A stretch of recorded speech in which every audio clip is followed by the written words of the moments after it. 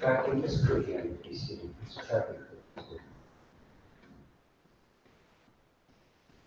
But I did see that one downstairs too. I mean, they all put cookies on you. Yes. So anytime you click, there's a whole visit this thing. Yes, but this was saying, oh, it's a track. The one saying it's tracking the cookies, apparently just looking at a regular website. I'm only just going over what it said. That's why I asked you to look at it.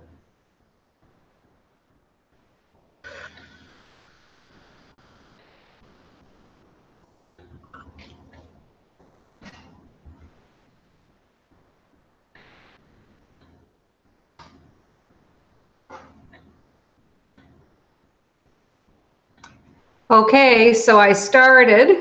Okay.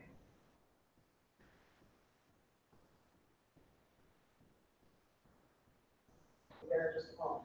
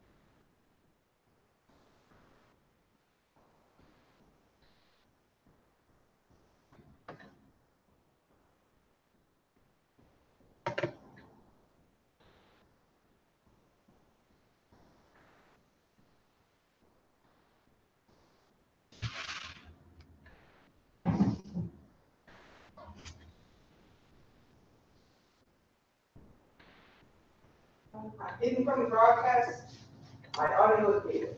Okay,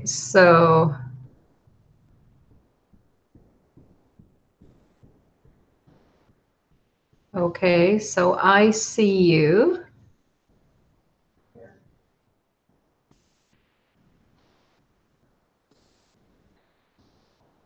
So Select the cameraman, right? yeah, I did that a while ago. All that, make sure you got your control room now. Yeah, there's 3 things at once. We haven't done this in months. I know.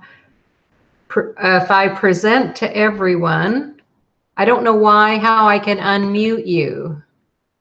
I think that's in the control room. Yeah, see, I'm not the Okay. moderator, you're the moderator. Okay. Share controls. Okay, there we go. So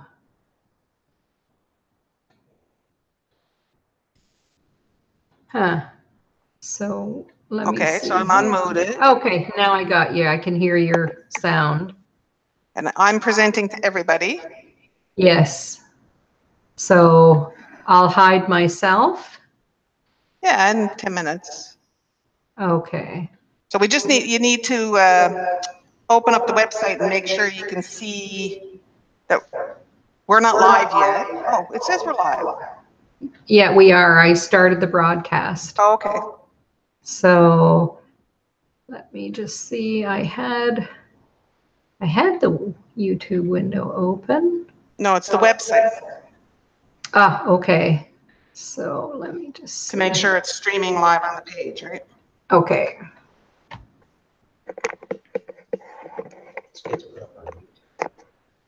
It's hidden on YouTube. It is done through YouTube. It's put up on the website.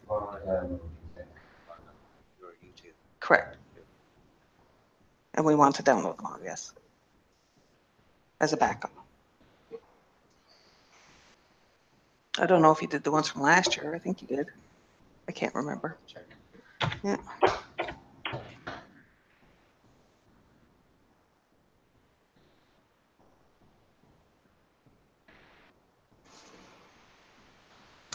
Okay, just a sec. And then you have to do the talk to thing. I'm not opening talk to you. Yeah, I have it open. Okay, Okay, and then- so, okay, wait a Sorry. minute. What am I doing wrong here? Just a sec. I'm on the website, but I need to open up my email and get the proper link because I'm taken right into the archive. Okay, watch the live. There we go. Okay, Yay. yeah, and I can. So Talk To's working. It's I Live. haven't logged in to talk to yet, so Okay. I've got it ready. I just need to say sign in. So I can sign in to talk to, and I need to turn off the sound notifications. Come on, talk to. Are we live on the website? Is this on the webpage? Not yet. Oh, why aren't we? We should be. I just need to click yes. Ah. Yes, you are. Okay. Yeah. Okay, so I need to, yeah, we are. We are now. Okay. So once you've checked that, you might want to close the web page because otherwise you'll have sound doing weird Yeah, things. yeah. Okay. Okay, so why is talk to not doing anything? I signed in. Okay, there we go. There you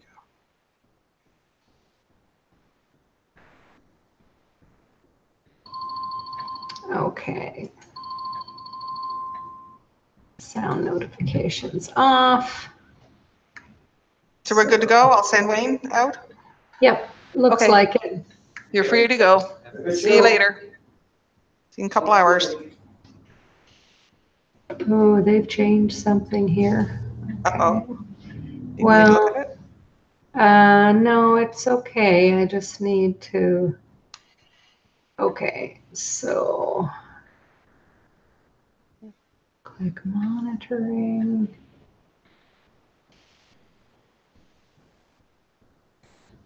Okay, so And remember to open your chat window in the Hangout. yeah, I think I already did. Actually, not quite. Okay, so where am I here? I have palm trees behind me. Kind of nice. Okay, so we have Guylaine.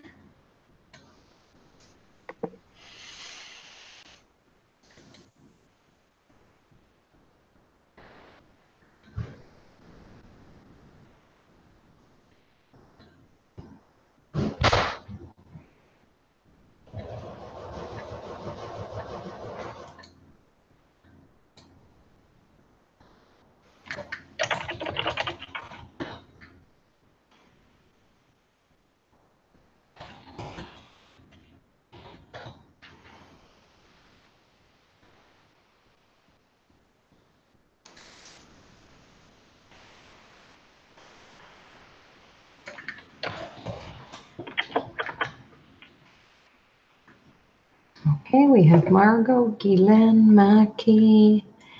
We have, oh, we have Michelle Smith. Don't you feel like you should be holding a mirror? You know, with the thing cut out? Remember that? It was Romper Room, right? Yes, You should be saying, and we have Michelle, and we have Glenn. that's true enough. And looking through the thing with no glass. Mm-hmm. And I'm not sure who we have here. Somebody didn't put their name in. No, we have two. I don't know who they are. Well, ladies, put your name in if you haven't done it so that we know who we're talking to. There's Sarah, I think from, I see a little US flag. Oh, so that's probably Sarah Bryce. Sarah Friend, yeah. Friend. They used to both be in the States. Now Sarah Bryce is up here.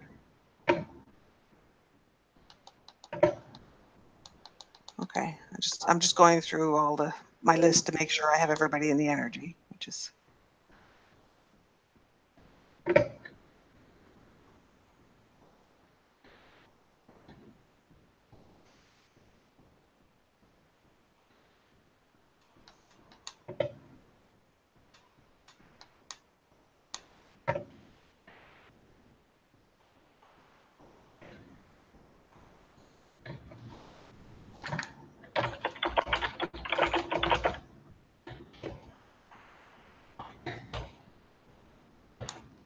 Okay. All right, I have everybody gathered. Okay.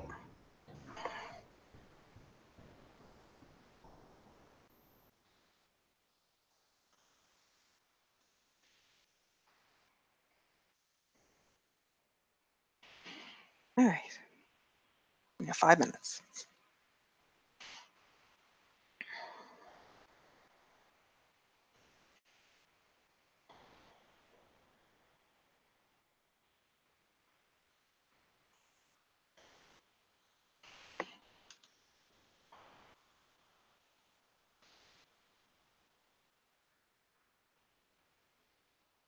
It's not a great angle.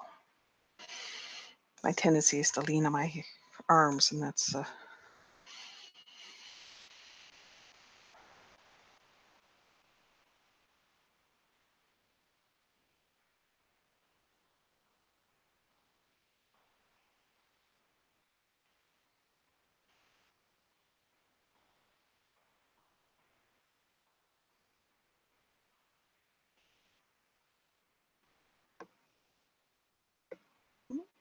5 minutes.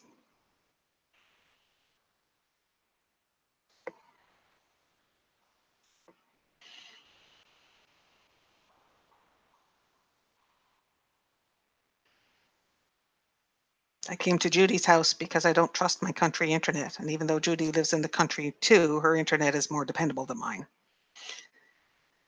My internet cuts out every time it rains. And we never know on the night of a workshop if it's going to decide to rain or not.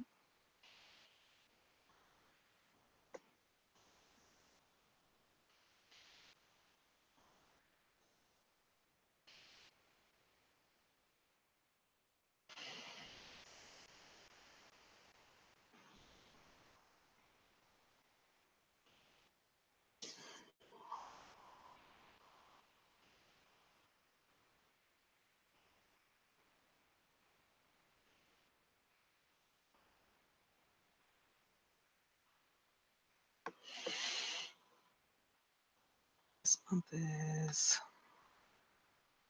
September the 12th. This month, I think it's October the 10th. Okay, so it's the Owning Your Fire, September 12th, 2018.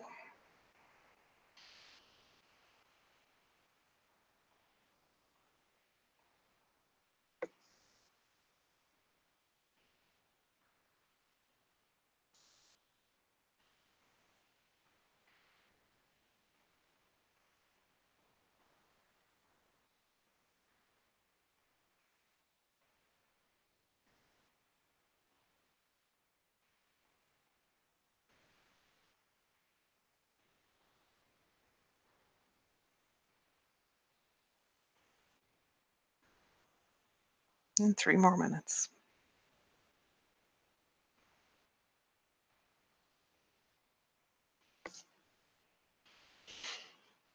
We're going south at the end of December this year. We're probably going to do 4 months instead of 3. We went for 3 last year and the year before. And last year we didn't leave till after the January workshop, which meant the middle of January, and there was way too much snow. So this year we're going to leave right after Christmas Day, and probably right after Boxing Day. Actually, we'll probably leave on the 27th. And we're going. Last year we came back the middle of April, so this year we're going to come back closer to the end of April.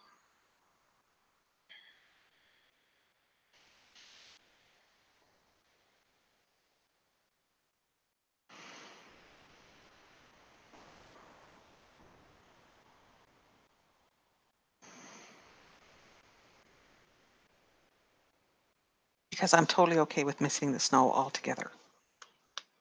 Just completely.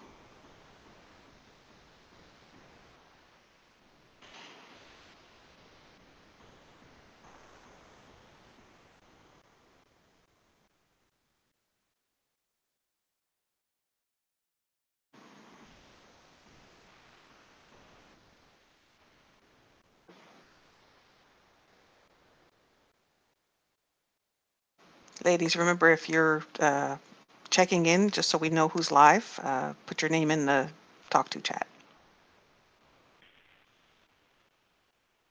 So we have Estrella and Holly and Michelle Smith and Margot and Mackie and Sarah have put your names in, and whoever else is there that's live, remember to put your names in. And, I have the list. I put everybody who's in the group in the energy, regardless of whether you're live or not. It's just, oh, and there's Pat.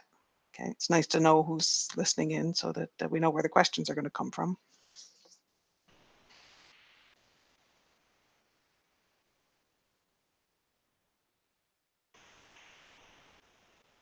Some people, especially for time zone reasons, they don't tune in live. They tune in on the recordings.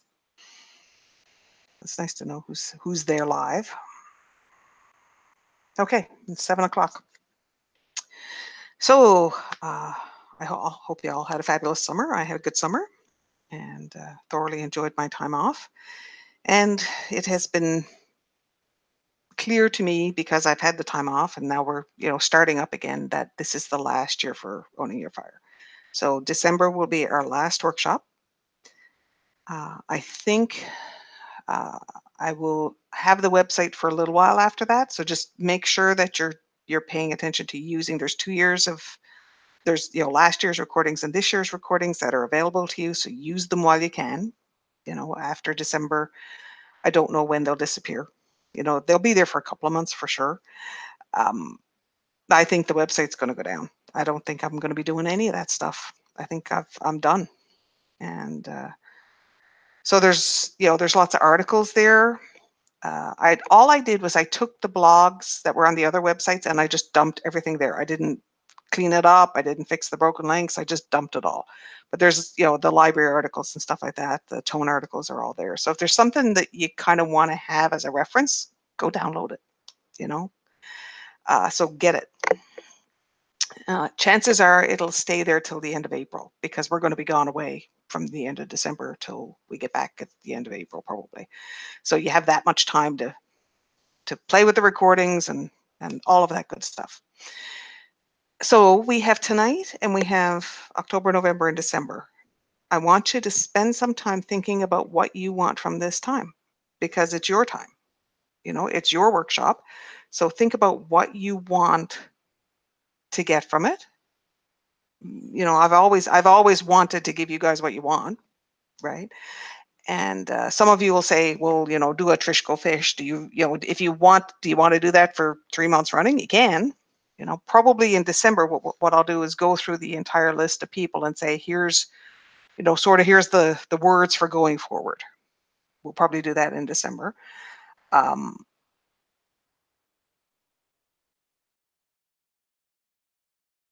If you have questions tonight, feel free, obviously, that's always true.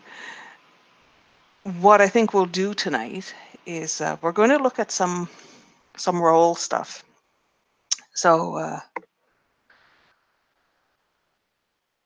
everybody's familiar with the triangle. And so the triangle is, in interactions, people have a tendency to want to put you into a role so that they can be in the role that they're comfortable with. So if they want to be victim, they either want you to be villain or they want you to be hero. So they either want you to rescue them or they want to blame you for whatever problems they have.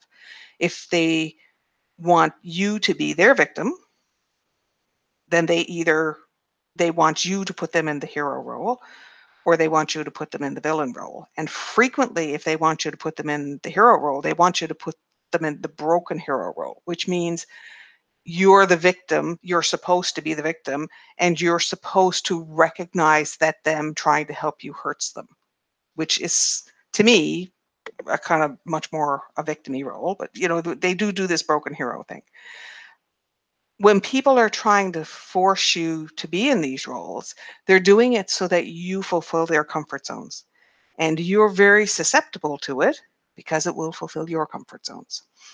So I said, if they want to be victim, they either want you to be hero / broken hero, or they want you to be villain. So they try to make you into their bad guy frequently, or they try to make you responsible for their problems. They want you to fix things for them, even if you can't. And frequently it's you can't. If they want you to be their victim, Either they want you to make them into the bad guy, they want you to blame them for stuff, or they want you to make them into the broken hero, so they're supposed to suffer to help you. And again, it's their perception, right? If they want you,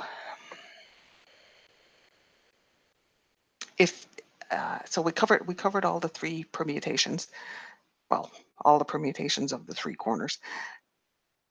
A lot of times this is completely in their own mind. It's completely in their own mind what's going on. So, I mean, I remember one point, and I have permission to tell this story. I only tell stories about my family that I have permission to tell. So I was, in the kitchen, and Nicholas came in. He was a teenager at the time, and I said, "Good morning." And he said, "Oh my God, why are you always picking on me?" And Andrew was there, and he's like, "What is your problem?" She said, "Good morning." Like, that's all she said. Like, why are you freaking out? And it was very clear that in Nicholas's mind, I don't know what he heard. All I said was good morning. But he was really determined that he was picked on and that I was the bad guy. And so he was playing victim. And so reality had no bearing on it. No bearing. It was irrelevant. Reality was irrelevant. And, when Andrew said, "What are you doing?" He was more confused than anything. Like, because what Andrew was doing was disrupting his perception. And his perception had nothing to do with the facts and everything to do with his own self-image. So this is an important piece because people don't see you. They don't see you. They don't see the situation. They don't see the truth. They view the world and the circumstances through their own self-image, and they will mutate whatever's going on around them to make it be, to make it suit the perception that they have of themselves. And it doesn't matter if it's, the weather or the behavior of other people or like they could win the lottery, and it could be a good thing or a bad thing depending on their self-image and how everything goes through those filters. And so the flip side of that is also true. That means that everything you experience is going through the filters of your self-image. Yeah, right? Your self-image. I did the chakra unlock that was up there. I hope you all downloaded it because that free unlock was based on clearing programs of self-image. So that would be a good one to do for homework after tonight. We'll do some work, obviously. We're doing work now.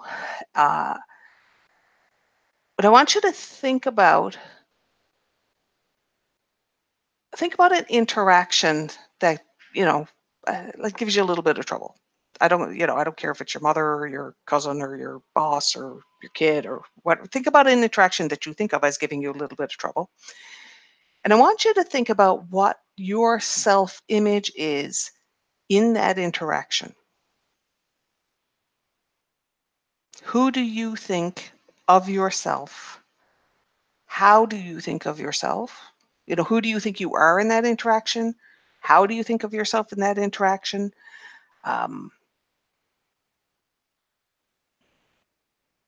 Do you think that you're having to manage them? Do you think you're having to deal with the crap that they dish out? Like, if it's a bothering you interaction, then there is a form of conflict going on.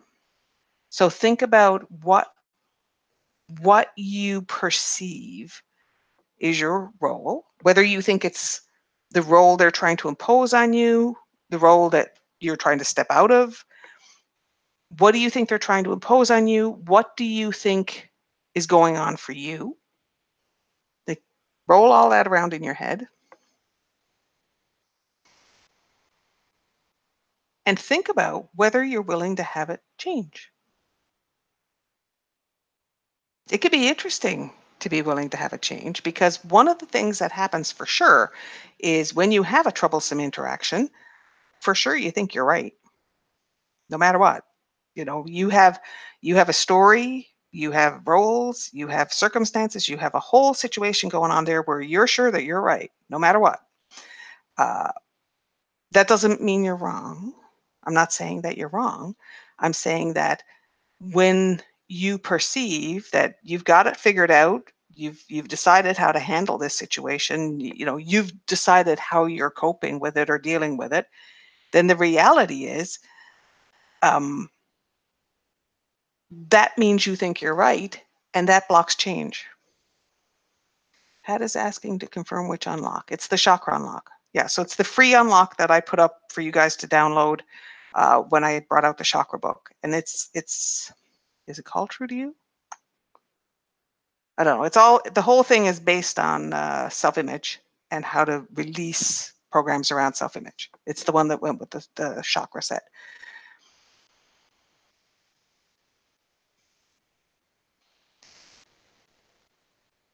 So the minute you think you're right, you're blocking change. It doesn't make you wrong. What you want to think about is whether you're willing to have change. And if you're willing to have change, then you're willing to have your perceptions evolve. You're willing to let go of whatever roles that you've put in place, and whatever roles you've put in place for the other person.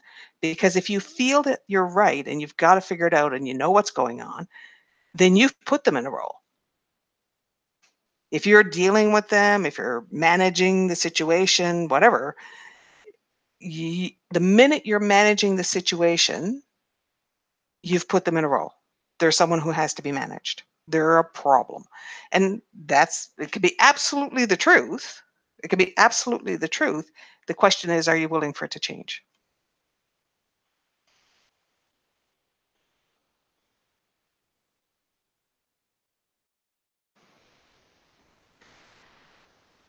The hardest part is that when you've known someone for a long period of time and you've known yourself for longest, it can be a sort of an automatic expectation that they will continue to be the way they have been, or that your interaction will continue to be the way it has been. And it's hard to imagine that it could be different. So what if it could? What if it could be totally different?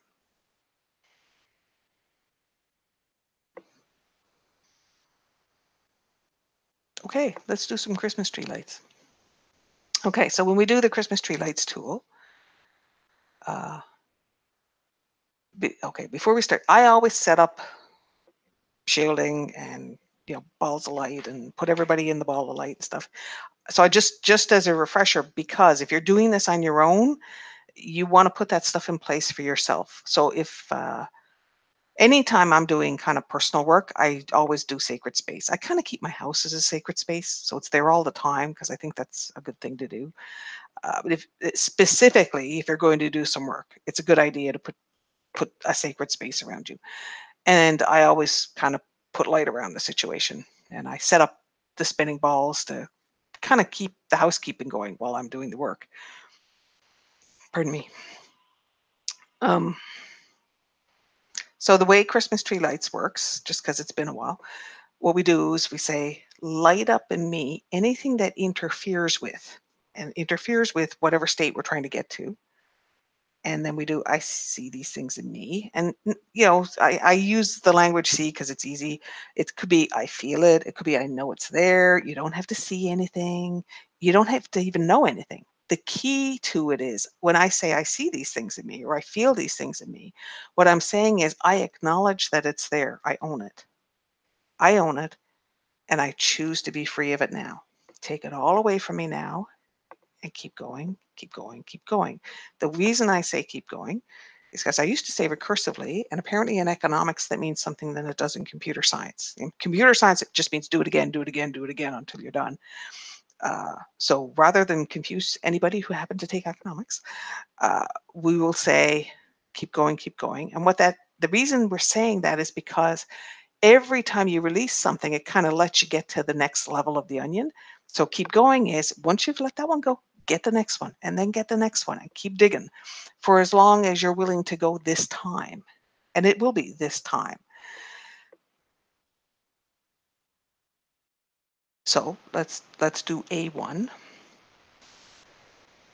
Light up in me anything that interferes with my ability to see the possibilities or to know the possibilities, to become aware of the possibilities Light up in me anything that interferes with my ability to be aware of possibilities.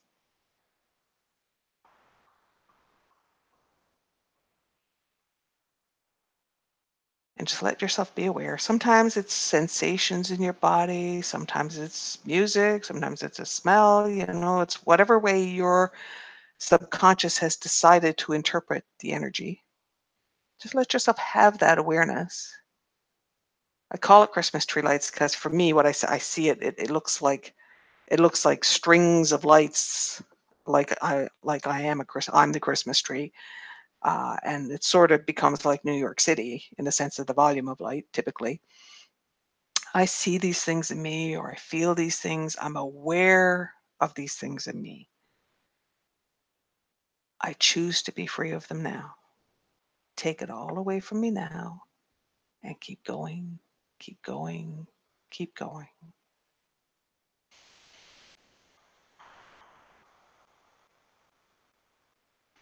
Gently, gently. I know it's really easy to get impatient when you've been doing this work for a while and you feel like, why do I look like New York when I've been doing this for years? And the fact is, every time we do it, we kind of go at a different angle. We're looking from a different perspective, and so we get different stuff. And the more we do it, the better life gets. That's it. That's better. Gently, gently.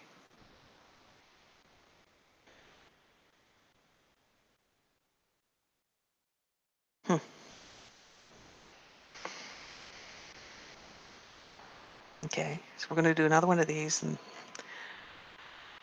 light up in me anything that interferes with my ability to access the change, to bring the change into my life, to live it, or to discard it if it's something, if I prefer to go in another direction. So light up in me anything that interferes with my ability to access or to discard a change that I'm aware of. And remember, if you can only see an A or B option, so like whenever you can see, I could do this or I could do that, and those are the only choices you see, that's always a polar split. There's always infinite choices. So the reality is there's lots and lots of choices, and it's allowing yourself to recognize a polar split exists so that you can release it. For now, it's allowing yourself to become aware of anything that interferes with your ability to access choices or discard choices so that you're in a position of choice. That's it. That's it. I choose to be aware of these things in me. I am aware of these things in me. I choose to be free of them now. Take it all away from me now and keep going, keep going, keep going.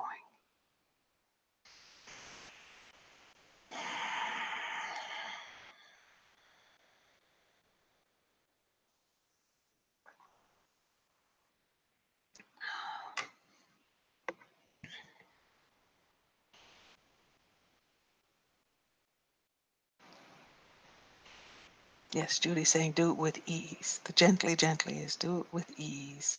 Release it with ease. That's it.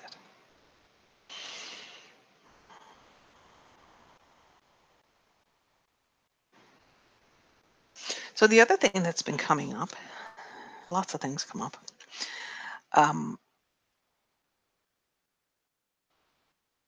So we can look at this stuff now and we can look at a relationship and say, okay, I can see how this gets stuck, or I can see how the habit of interaction is there. And the more you release the habit of interaction, the more you allow something different to occur. The thing is, when you were a little kid, you didn't know any of this stuff.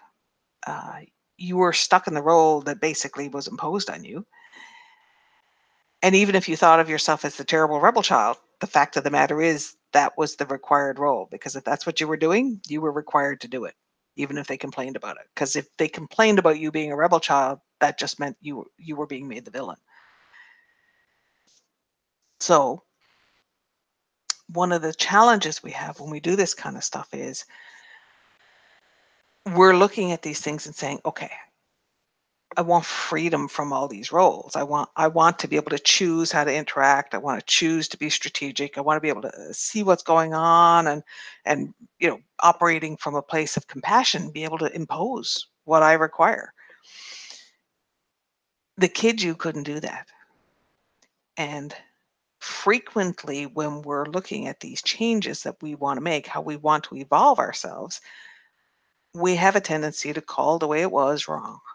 Like we're saying, when I was a kid, I did the victim thing, or when I was a kid, I tried to take care of everybody, or when I was a kid, I was always being called bad, whatever it was, that those are those roles that you got pushed into. The thing is, as a child, you had to conform because you were dependent and you didn't see another choice. And so one of the gifts that we can do is to go and do unlock and forgive the child for being in that position, and allow the child to forgive you for not knowing any different at that time, for not being there to rescue that child. Because we look back and we judge, and even if we look back and we grieve, we weren't there. So we can be there now.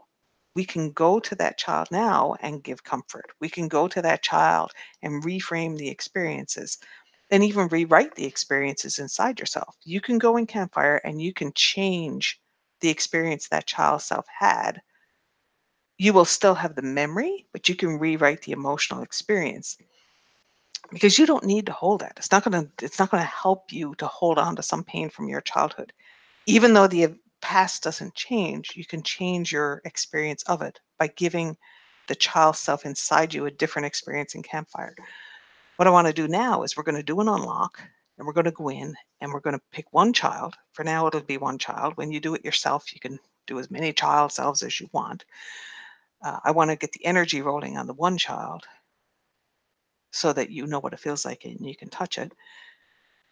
To truly forgive that child for what they had to do to cope and how that affected them and how that wired you, it wired your brain, it wired your emotions, it wired your programs, it wired you, because that's all they could do. And then allow the child to forgive you because you weren't there and you didn't know.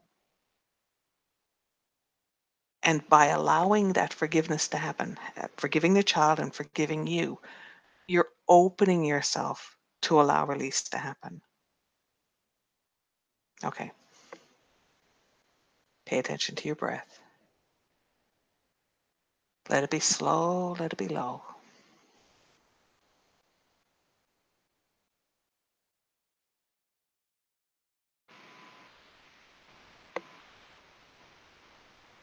We're doing woods. Okay, we're doing woods. Okay. Imagine a path in the woods. And imagine that this is a place that only you can find and only you can go. The path is wide and safe and clear. It goes through the trees, goes deeper and deeper into the trees, carrying you away from the concerns of your day, carrying you away in this moment so that you can spend some time with you. Allow yourself to walk forward on this path. You can hear the breeze rustling in the leaves. You can see sunshine on the path ahead of you.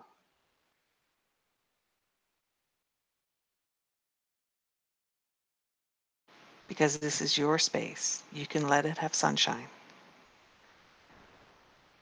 That's it. Allow yourself to walk along the path,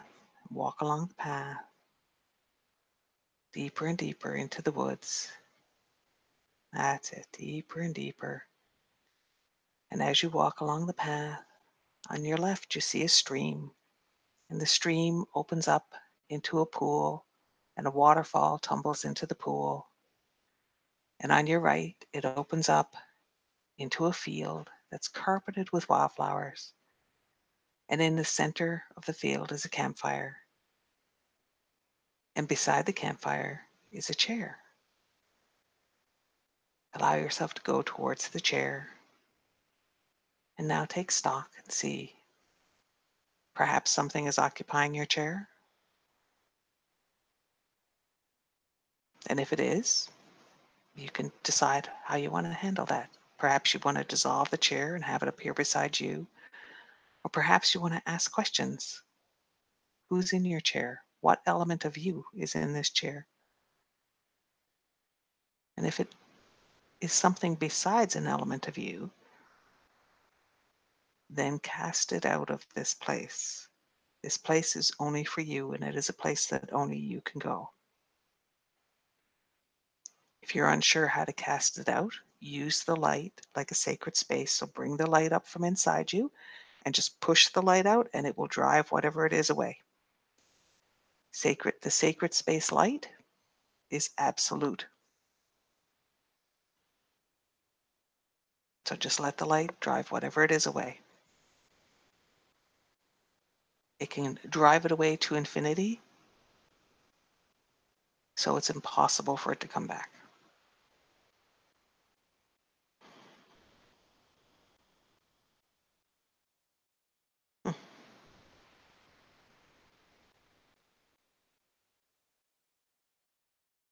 That's it.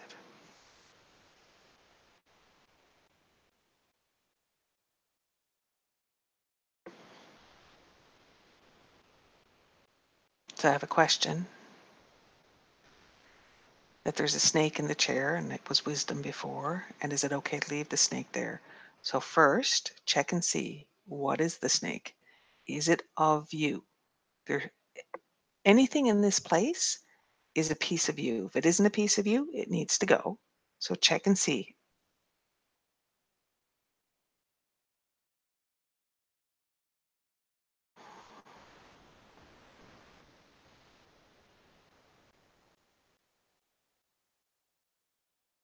Yeah, I think you're right. I think it is of you. And now you ask yourself, because this is the chair that represents command. This is the chair where you make decisions.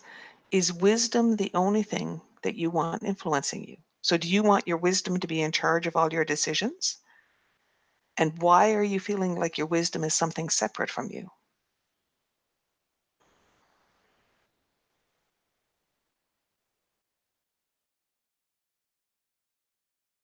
Why does your wisdom feel separate from you? That's an interesting question, isn't it? That's it. So you can ask the wisdom to step aside, and then you can sit in the chair, and the wisdom can inform you, or you can decide that you need to kind of clean up the wisdom and integrate it. So remember, whenever we heal things, we evolve them to our current state and circumstances, and then we bring them in. Yes, it's probably because you weren't allowed to be smart. So what if you evolve it and then bring it inside you?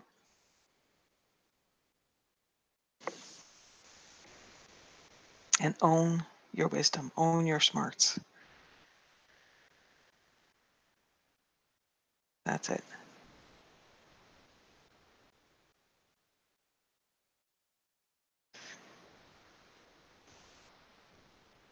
And it's interesting because I said we're going to do an unlock with the child, and then we did campfire.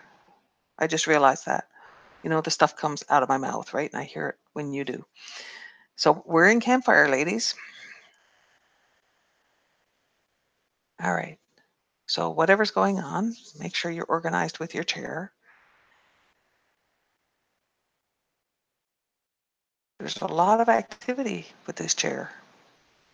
All kinds of different things going on. So the point of sitting in the chair is that this is the place where you are in charge and you make the decisions. So often when you're dealing with a child self, it needs to be the adult who's sitting in the chair because you need that adult perspective. You need the adult because the adult is not a dependent. The adult is independent.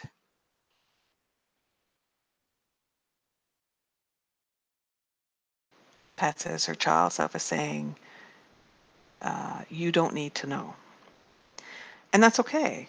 It's okay for the child self to believe you don't need to know. The thing is, you're the adult, and this child self is part of you. So the bottom line is, you can know if you choose to know. The child is not actually in charge, you're in charge. If the child is saying you don't need to know, either it believes either she believes that it's her job to keep a secret for you, to protect you from something, or she believes it's her pain to hold.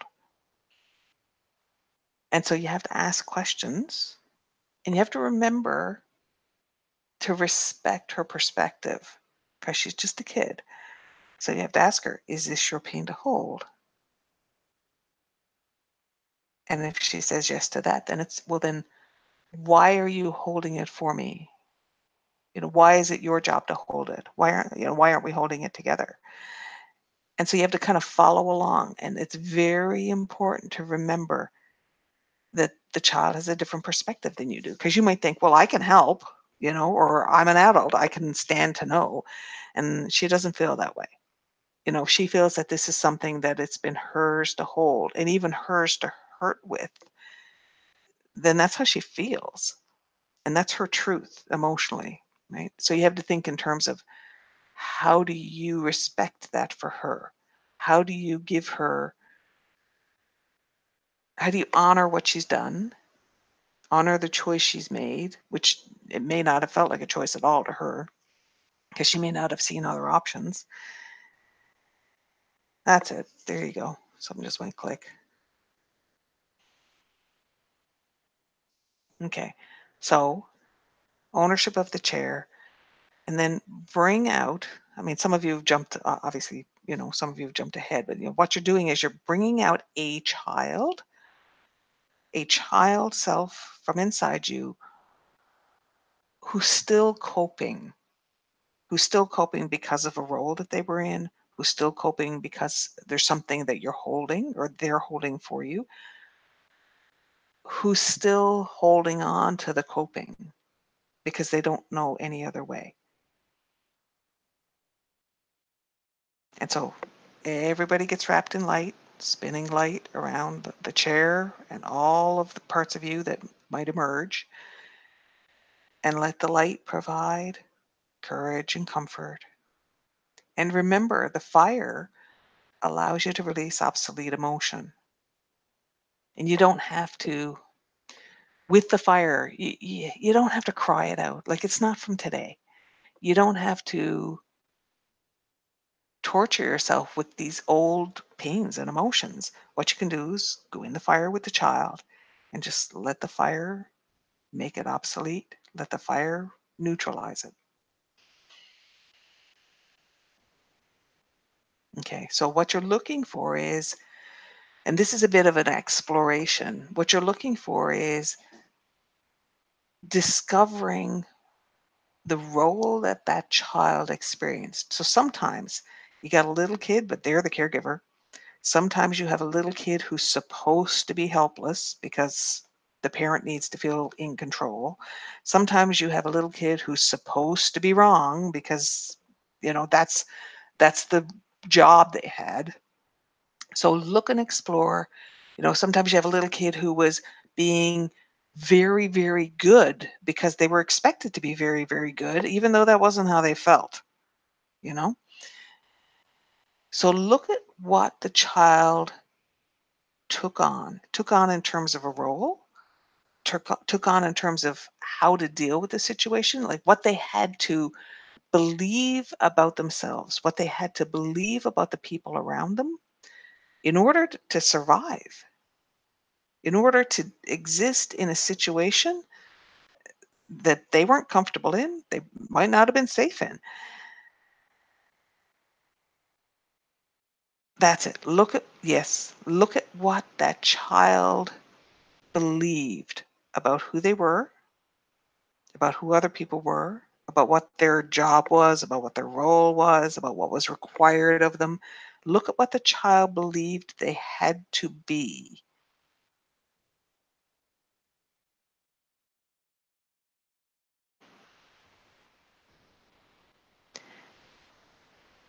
And ask yourself first ask you, the adult, what does the child need to be free of that and also to still feel self-worth? Okay, because I got to tell you, if a child self inside you has been holding on to a pain or a role for this long, it's part of their self-image, and it's part of their self-worth. It could be that, they've lasted this long, or they've been this strong, or just it's literally who they think they are. It's who they think they are. And so you have to ask yourself, what does that child need? Do they need a self-image of strength? Do they need a self-image of worth? What do they need to know about who they actually are to feel safe releasing this coping? That's it. That's it. What do they need to know about who they actually are to feel safe releasing the coping? And the number one thing that they need to know is that you love them. You love them with the coping, and you love them with who they actually are. Because all of the coping that was put in place was because the child believed that if they were who they were, they wouldn't be loved. So the child needs to know that you love who they actually are. And it could be that they're a brat.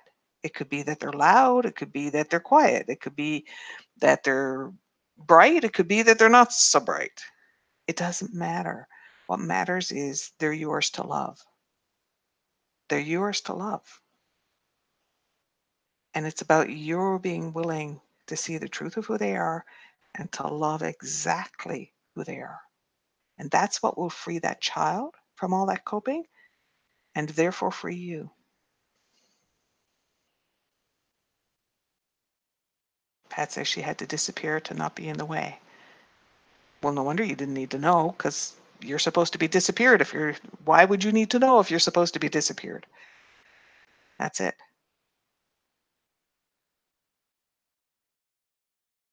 So think about, what does this child need? And only you give it to the child. Because it's important. All of this coping was put in place to deal with other people and their requirements. Right here, it's between you and this child self. They can be safe with you. Other people, maybe not so much.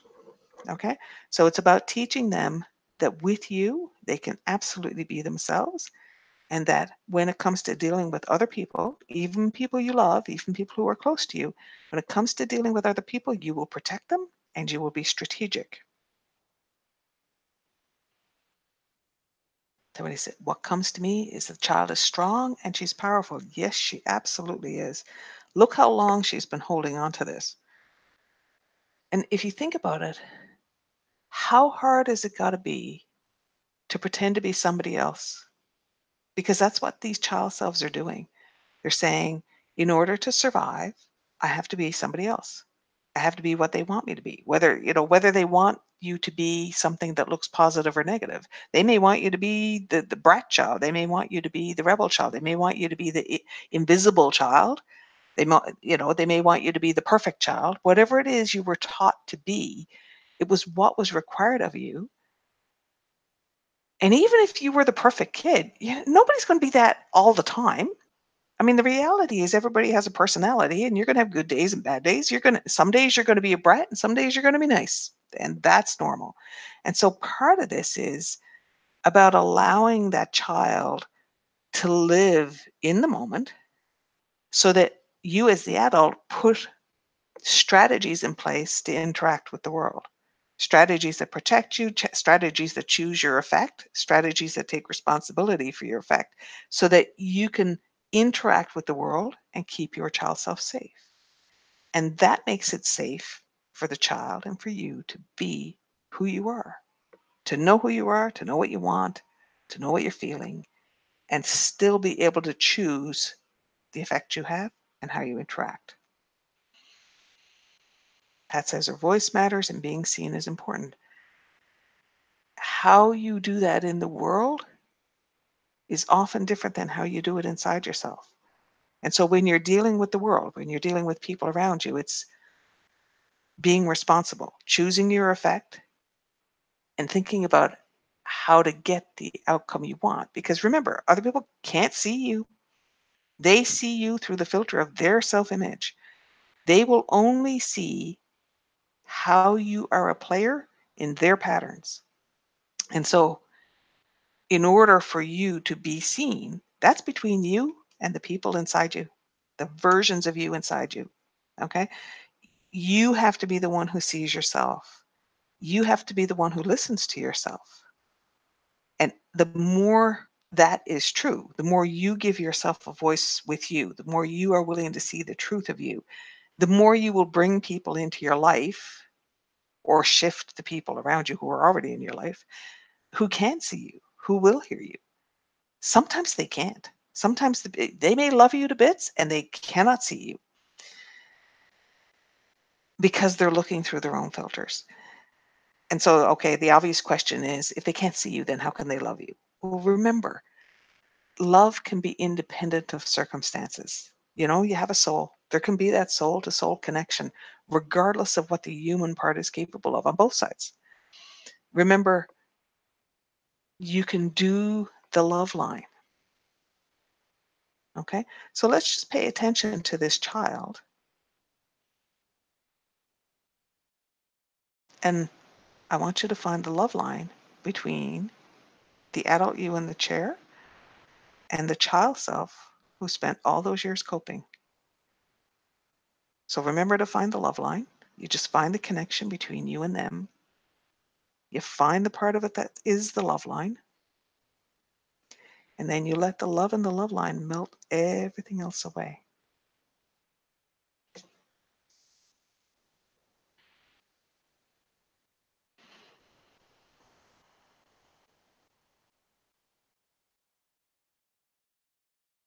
Hmm. Now that's different, isn't it?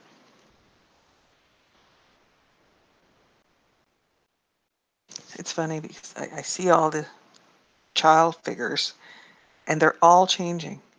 And you may or may not see what I see. It's not, you know, you have a subconscious, I have a subconscious, going to interpret stuff. But I see all these figures that go with each of you. And as you find that love line and as you melt away the things that aren't the love line, it's like every one of the child selves is evolving, is changing. Most of them are sparkly and lots of beaming going on. So that's interesting. I got to tell you, for homework, I got to like spend some time finding the love lines with your child selves. This is cool. Because there's something about melting away the love line, you know, melting away everything except the actual love line between you and your child selves. That's doing cool stuff. Lots of cool energy going on there. Okay, so now pay attention to the love line and notice that there's flow in both directions. This is internal to you. It's inside you. And there's love between you and this child that is a part of you. And it's self-sustaining. That child loves you, you love the child, regardless of what you think of each other, regardless of what you think is going on, right? Michelle says, I feel like I'm seeing myself for the first time and it's so refreshing and I really love who I am inside. That's beautiful.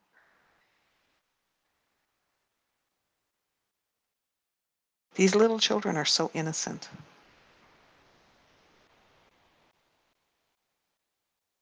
That's it.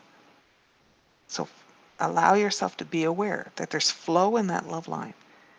There's love coming to you. There's love going to that child simply because the line exists. And the line exists because you have a soul.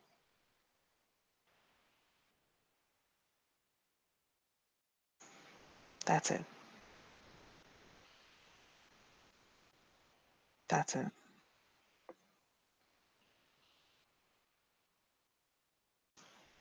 Yet another night of I had no idea we were going here. It's kind of cool. We have fun, you know. I know we have fun.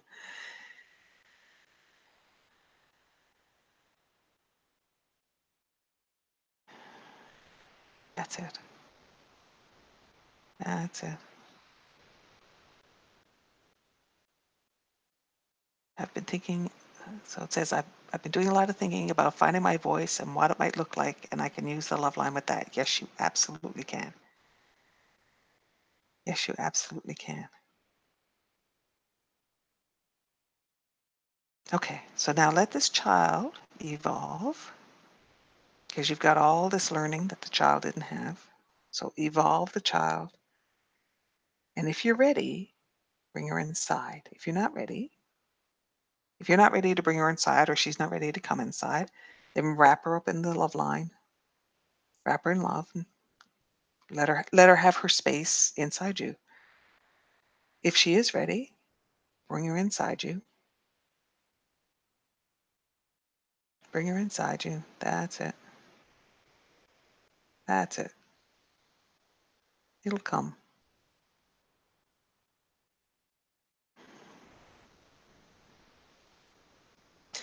So Pat says Janice keeps coming in her situation. So it's not about Janice. All that's doing is reminding you of an emotional dynamic inside of you. So it's not about that situation that's external to you. Think about what the emotional dynamic is and find that inside yourself.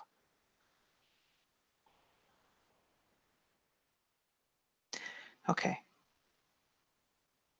Okay, so now what I want you to do is think about something that's troubling you physically. So it could be an ache or a pain. It could be something that you would like to evolve about your physical state. And so call out the part of you that's holding that for you. So it could be a body part.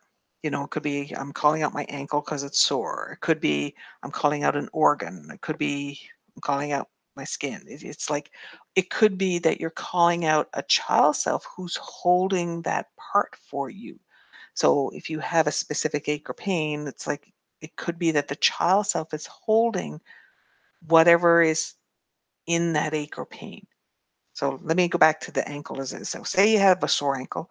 It could be this the ankle is sore because there is a child self holding a coping from when you were 6. So think of it in terms of this is the thing about my body that I want to aim at. Call out whatever is holding that for you, whether it's a piece of your body, a piece of your spirit, a piece of your genome, a child inside you. Call it whatever it is. That's it. And you've got light spinning through you and around you.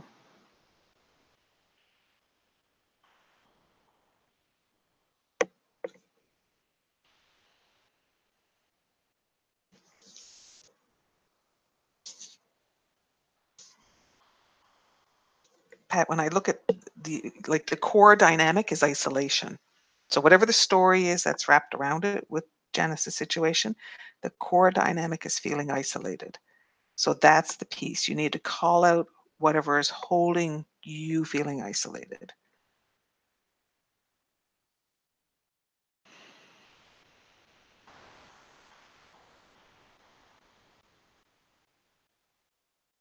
Okay.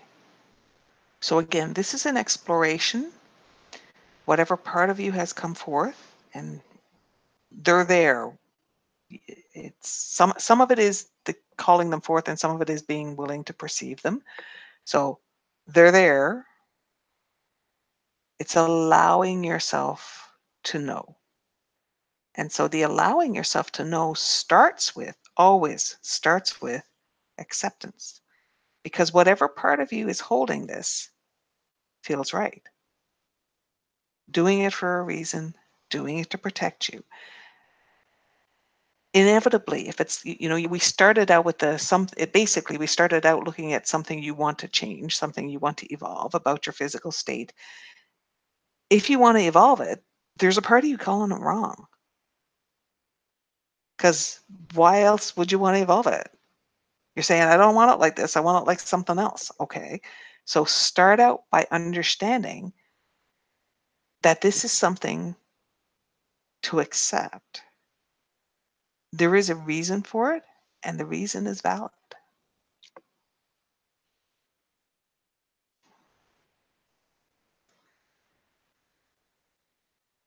Oh, Michelle says it's her spirit animal. It's holding the ankle pin because she's afraid to move forward with the animal communication. It's waiting for her to choose to move forward. Okay. So, Michelle, the thing you can know is you don't need the ankle to allow yourself to wait till you're ready. So make a decision to say, you know what? I'll move forward when I feel like it's right. And until then, it can wait and it's okay. And so that allows you to release having to hold on to that problem. Margot says, is my right thumb just overwork, or is it me holding myself back from expressing my creativity? It's a change in your creativity. So there's a challenge, Margot, because when what you're doing is successful in terms of sales, or the editor likes it or whatever, when what you're doing is successful, then they kind of want to keep you going in the same direction. And there's that conform part of you that is inclined to keep going in the same direction. And there's all sorts of, reasonable reasons for that. The thing is, there's a lot of creativity that's been blocked up inside you for a very long time. And there's parts of it that just want to kind of spring out all over the place and go in all sorts of directions. So I think what you need to do is you need to give yourself places to spring. So if you think, okay, I have my writing that's kind of my day job, and I do that in these time intervals, then it's like you have to have weekends and evenings and things like that. You need evenings and weekends where you can just write something that's completely different, or even paint something completely different. So your creativity needs the capacity to boing all over the place. So think about where you can give it space for that. So like you say, here's my day job. I write in these hours, and this is when I do my writing that's going to be published. And over here is when I decide to, I don't know, paint cream cheese on the walls, whatever spring comes to you. There will be some interesting springs. Margot says, I'm waiting to paint and I haven't written in a long time. There's something trying to get out that's something different. It's something very different. So one of the things you might want to do is go in Campfire and let whoever wants to paint come out there and paint, and let whoever wants to do whatever else they want to do come out there and see it. Because then you can experience it there and decide if you want to actually act it out in physical form. And a bingo, I don't need throat issues to show me that I'm working on finding my voice. Fact. Michelle says, love it. Thank you. That feels exactly right. I was calling myself wrong for not being ready to evolve my animal communication. And the truth is, you're not ready. That's it. And it's okay to wait till you're ready. It'll come when, it'll come, or it doesn't have to be either, Really creative people need to keep changing directions. It is what it is. And I have to say, as long as I've been doing this energy work, I mean, it just keeps changing and it keeps evolving. And now it's evolving in a different way. And that's okay. It's time. And it's okay to let it be time.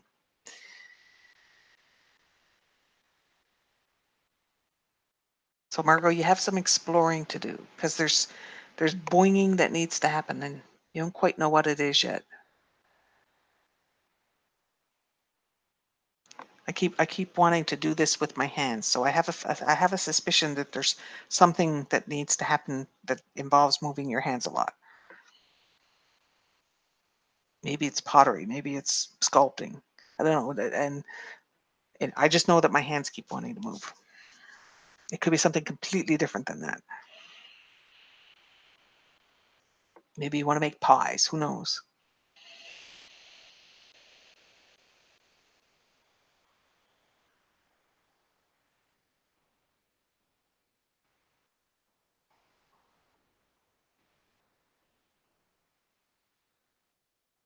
Okay. So the piece of you that's holding this, let's find the love line for that. Michelle got pottery from Margot too. Oh, let her explore.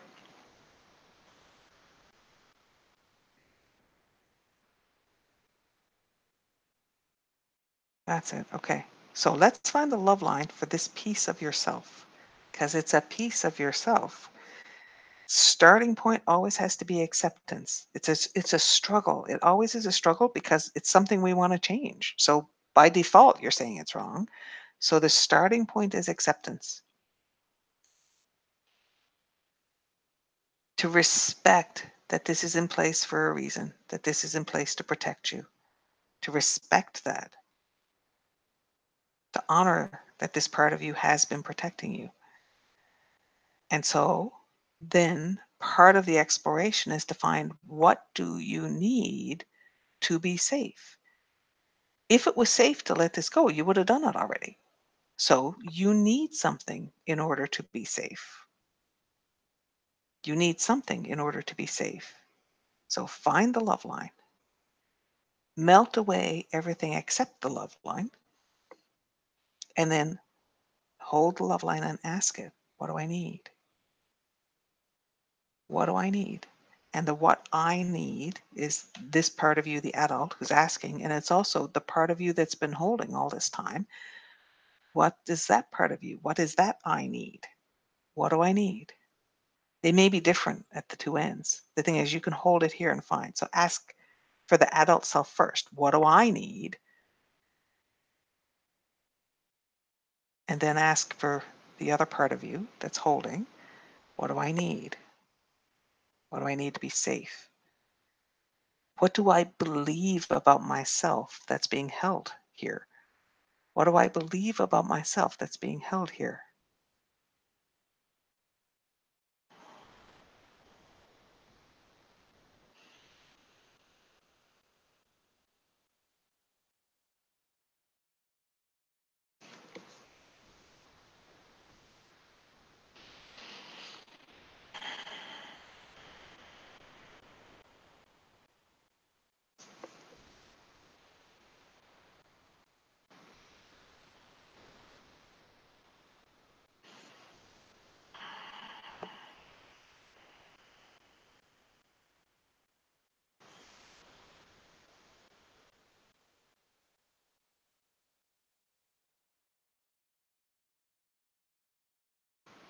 That's it.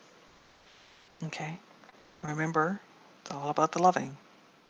So allow yourself to be aware of the love flowing into that part of you that's holding for you. That's it. And that there's love coming into you from that part of you. What do you need? There's layers to this. What do you need? That's why I keep having to go back to it. You've asked what is it holding for you? What do you need so that it can be done a different way? What does this part of you need? What do you need? What does this part of you need?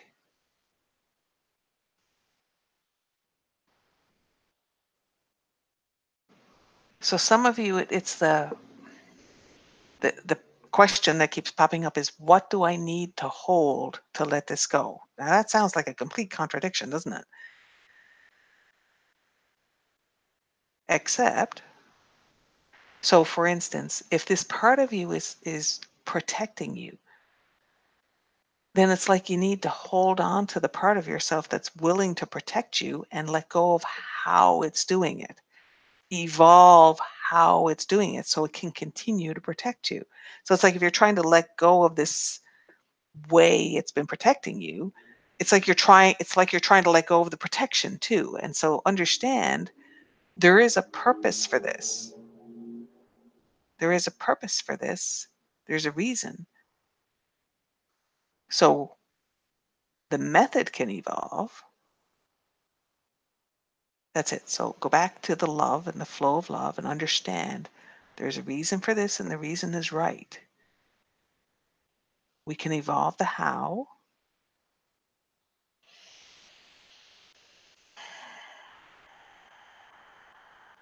That's it.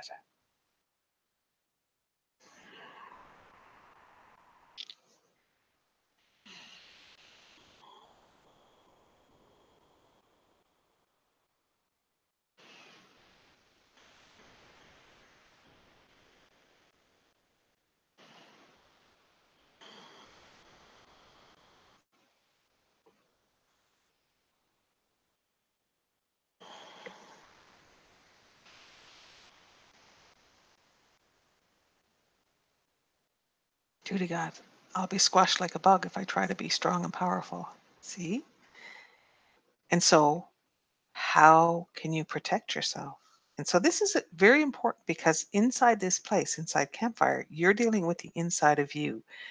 And you have to remember that you don't bear this to the world because it is sacred. Who you are is sacred. And so, it's about understanding your responsibility. You choose your effect, and that includes the effect on you. We are a lot more comfortable worrying about our effect on other people or our effect on the situation. What about the effect on you?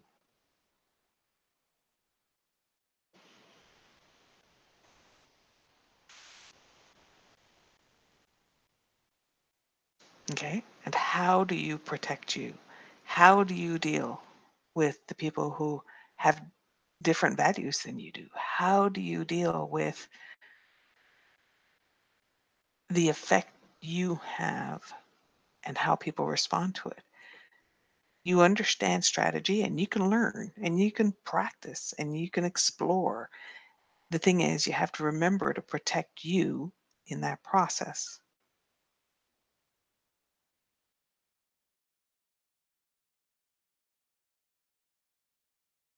To protect you in that process. There was something on, must have been Facebook or something, I don't know, where they were doing this thing where the kids go on spring break and they all get drunk, and then next thing you know, everybody's taking their top off, and then this gets videoed. And now that social media exists and the internet is different, then it's like some kid goes down for spring break, takes their shirt off and gets videoed, and it's there forever. It's there forever. And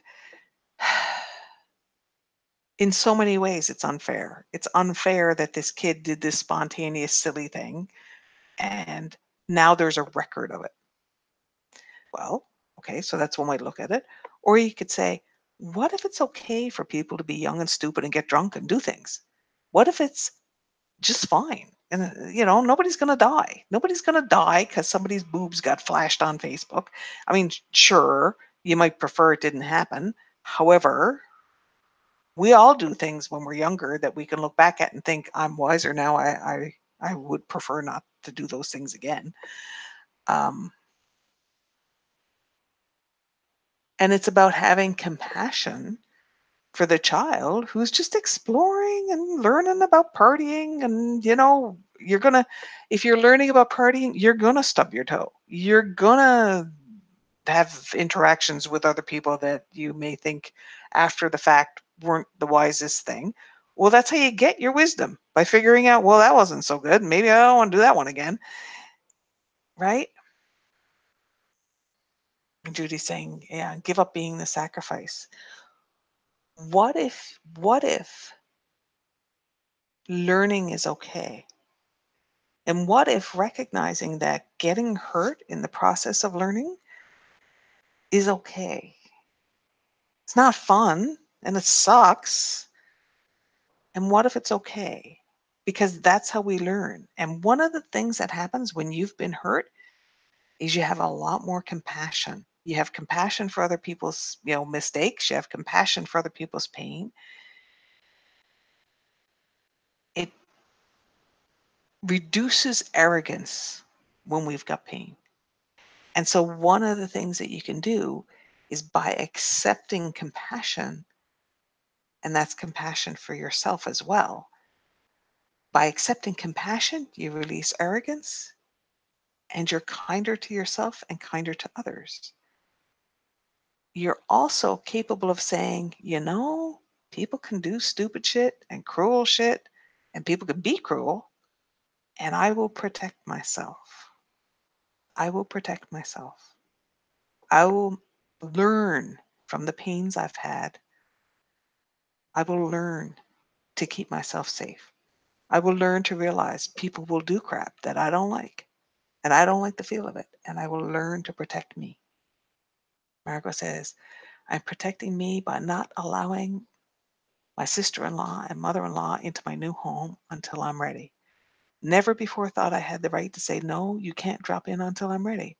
And that may be months, and it may be years, my dear. If I choose protecting me and setting and keeping boundaries, and that's new, and that's wonderful. It is, it's wonderful. It's this whole concept of, yeah, not what I want. So no, no. Imagine no.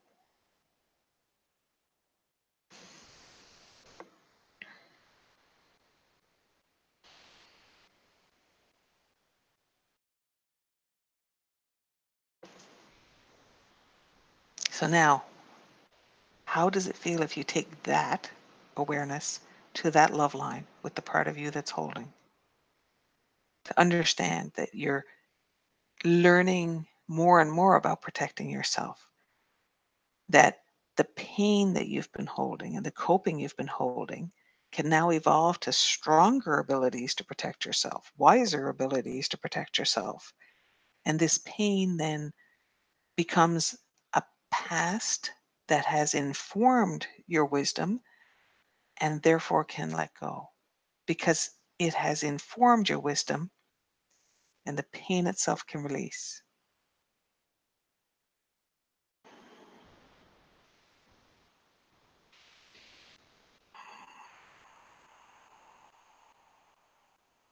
There. Ha!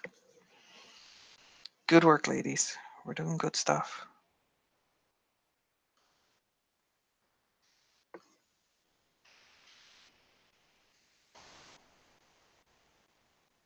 Okay.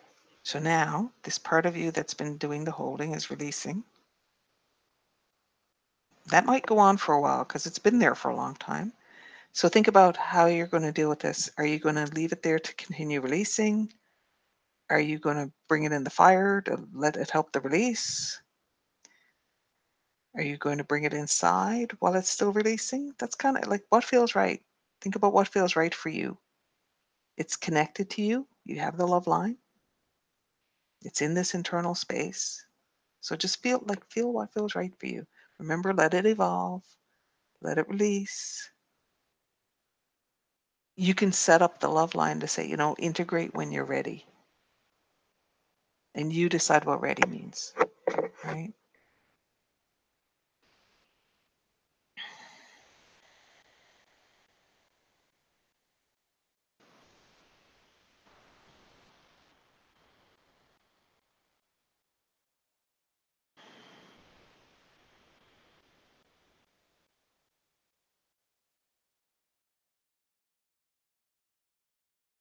Okay, now we're going to call out another one.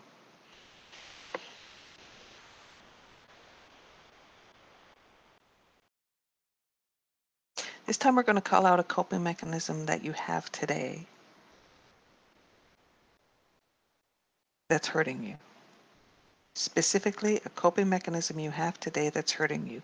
You may not be aware of it. It may be something you're aware of. It may be unaware. So just think about a coping mechanism I have today that's hurting me and let it come out.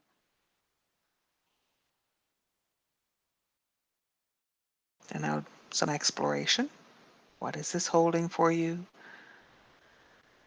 Remember, acceptance is always the first step.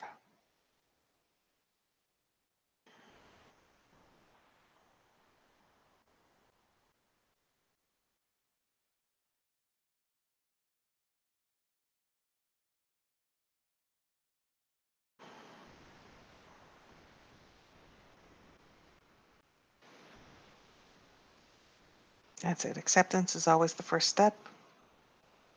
It's there for a reason. It's been protecting you And there's a valid reason why you have it in place. So start with that. It's valid. The reason you have it in place is valid. That's it.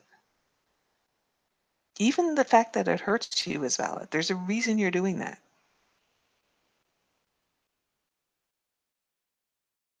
It might be patterns. It could be that you feel like you have to pay for it. There's all sorts of reasons. The thing is, it's still valid. It can evolve. It's still valid. That's it. So allow yourself, okay, so find the love line. Let the love line melt away all the other connections. Well, this one's going to take a while, apparently, because it's a today one. We don't like the today ones. It's really easy to go back and say, oh, well, when I was 6, because it's not like you feel like you should be able to fix. When you were 6, you were 6. You weren't an adult. So now we're doing a today one. A whole bunch of you went, yeah, but I should know better. Okay, yeah, of course, we should all know better. That's calling yourself wrong. So it's there for a reason. The reason is valid. Okay, now ask the line, what do you believe about yourself that requires this to be in place?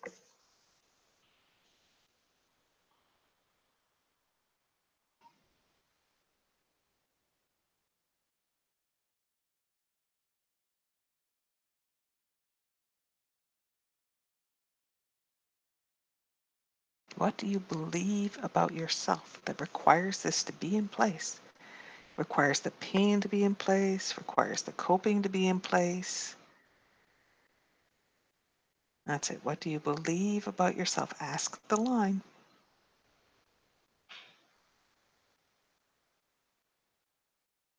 Judy said, oh my God, I could tell the truth if I had a voice. Yeah, see? Right?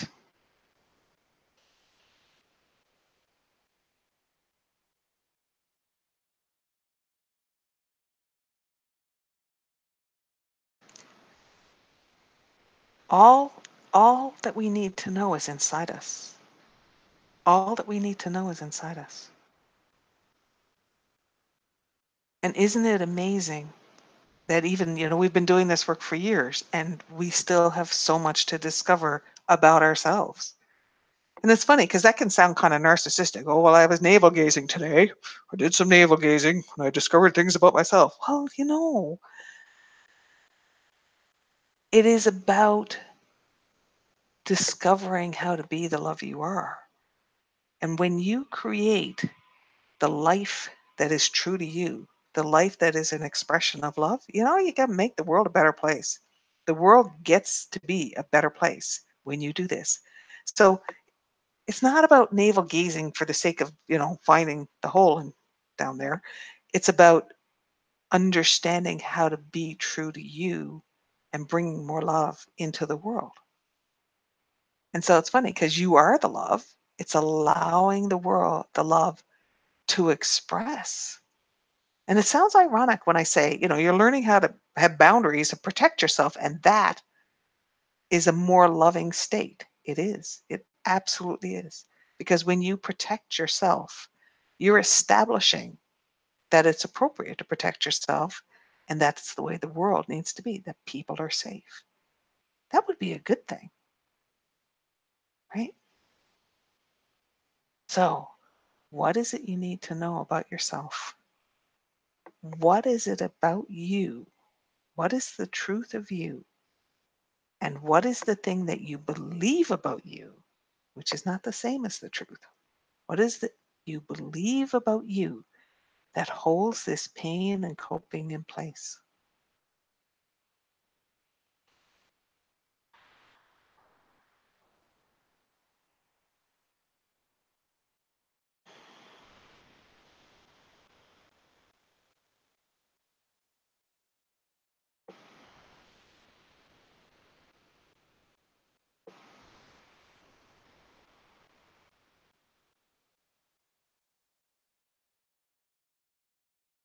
Judy says, having changed from wine because it doesn't have sugar while I'm on this eating protocol. Yes.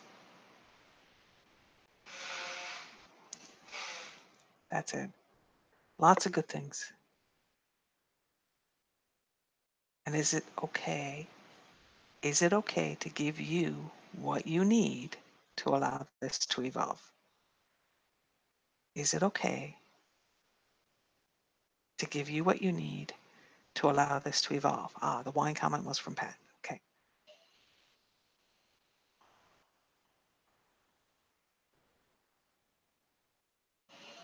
That's it. Understanding that this is a valid coping mechanism and even the pain is part of the validity. And it's allowing you to protect yourself. How can you protect yourself and allow this coping mechanism to evolve? Ask the line. Ask the line that's on the end of the coping mechanism and ask the line that's on your end. What do you need? And the other part, what do you need? What does the coping part need? What do you need? What do you need?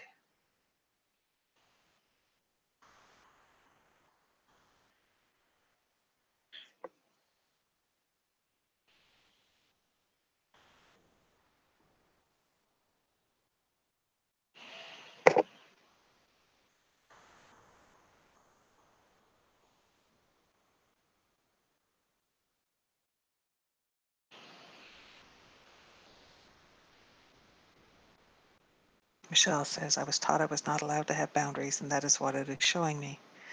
I think a lot of us were taught to not have boundaries because you weren't allowed to define yourself as a person. So I think that goes back to personhood. Like you were supposed to be somebody's daughter or somebody's sister or somebody's student or somebody's friend or whatever role that somebody else was putting you in. You weren't supposed to be a person. And anything that defined you, like a boundary, would interfere with you fulfilling whatever role they put you in. So, if you're supposed to be whatever kind of kid you were supposed to be, the minute you had boundaries, it was going to interfere with you being that because you were going to be expressing yourself. And so I think for all of us, this is about realizing that we defined our self-image so much by who people wanted us to be. And it's not like they said, here's a list of what I want you to be. All of this was a perception that you had based on the requirements that they expressed, and often energetically. So, like, things might have been said, and often they weren't even said. What's interesting about that, if you pause and consider it, is all of this stuff was put in place because you're so perceptive. You were so perceptive about what people wanted from you. You were so perceptive about giving people what they needed and being loving that you twisted yourself up into whatever they wanted from you without even knowing you were doing it. And it was a give. So it's rooted in the fact that as a child, you're vulnerable and you want to be safe. The thing is, the child is naturally loving. And so even though people want something from you that hurts you, you'll be loving and giving it to them. Even if it hurts you, you will be loving and giving it to them. And I think this is why we have such a hard time unpeeling this. And I think that's why the love line piece came out tonight, because we've never done that one before. Like, here we go again, something new, cool. And it's cool. It's always fun to discover this. That's why we had to go to the love line to find it, because whatever that coping mechanism is, it comes from a place of love, even when it hurts. Even if it's the pain in your body, even if it's the pain caused by the coping mechanism, it comes from a place of love. And so if you start out calling it wrong, you can't get to it. You can't find it. You can't unravel it. So you have to start from that place of acceptance and okay, what do I need? What is this expressing for me? And understanding that, we're trying to find out, like, okay, so who's my core self? The thing is, the part of you that copes, the part of you that is trying to be, if somebody needs a victim, you'll try to be their victim. Or if somebody needs a villain, you'll be their villain. If somebody needs that broken hero, you'll be their broken hero. You're trying to be that. It's an act of love. And even if it hurts you, it's coming from love. And so what we're looking at is, how can we evolve? How can we find what, the corners we've painted ourselves into, and peel that away to allow it to be something different? And to get to it, you have to understand it's coming from love. You have to find that love line. You have to let the love line melt away all the stories about it. Maybe it's the story that it's a bad habit, or maybe it's a story of doubt, or whatever. It's all built into your self-image to hide it from yourself. The self-image you build hides this so that you can't see that it's hurting. And if you can see it's hurting, it's built in that you can't get out of it. So ask the line, what is it you believe about yourself that holds this in place?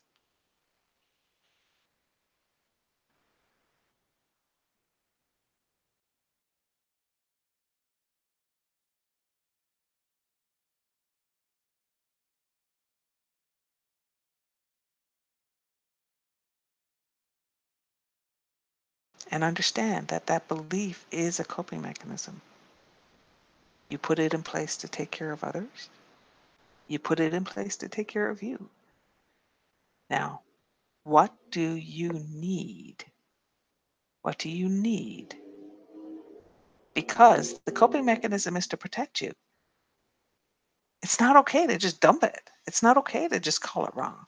You needed it for a reason. So what do you need so it can evolve to something different?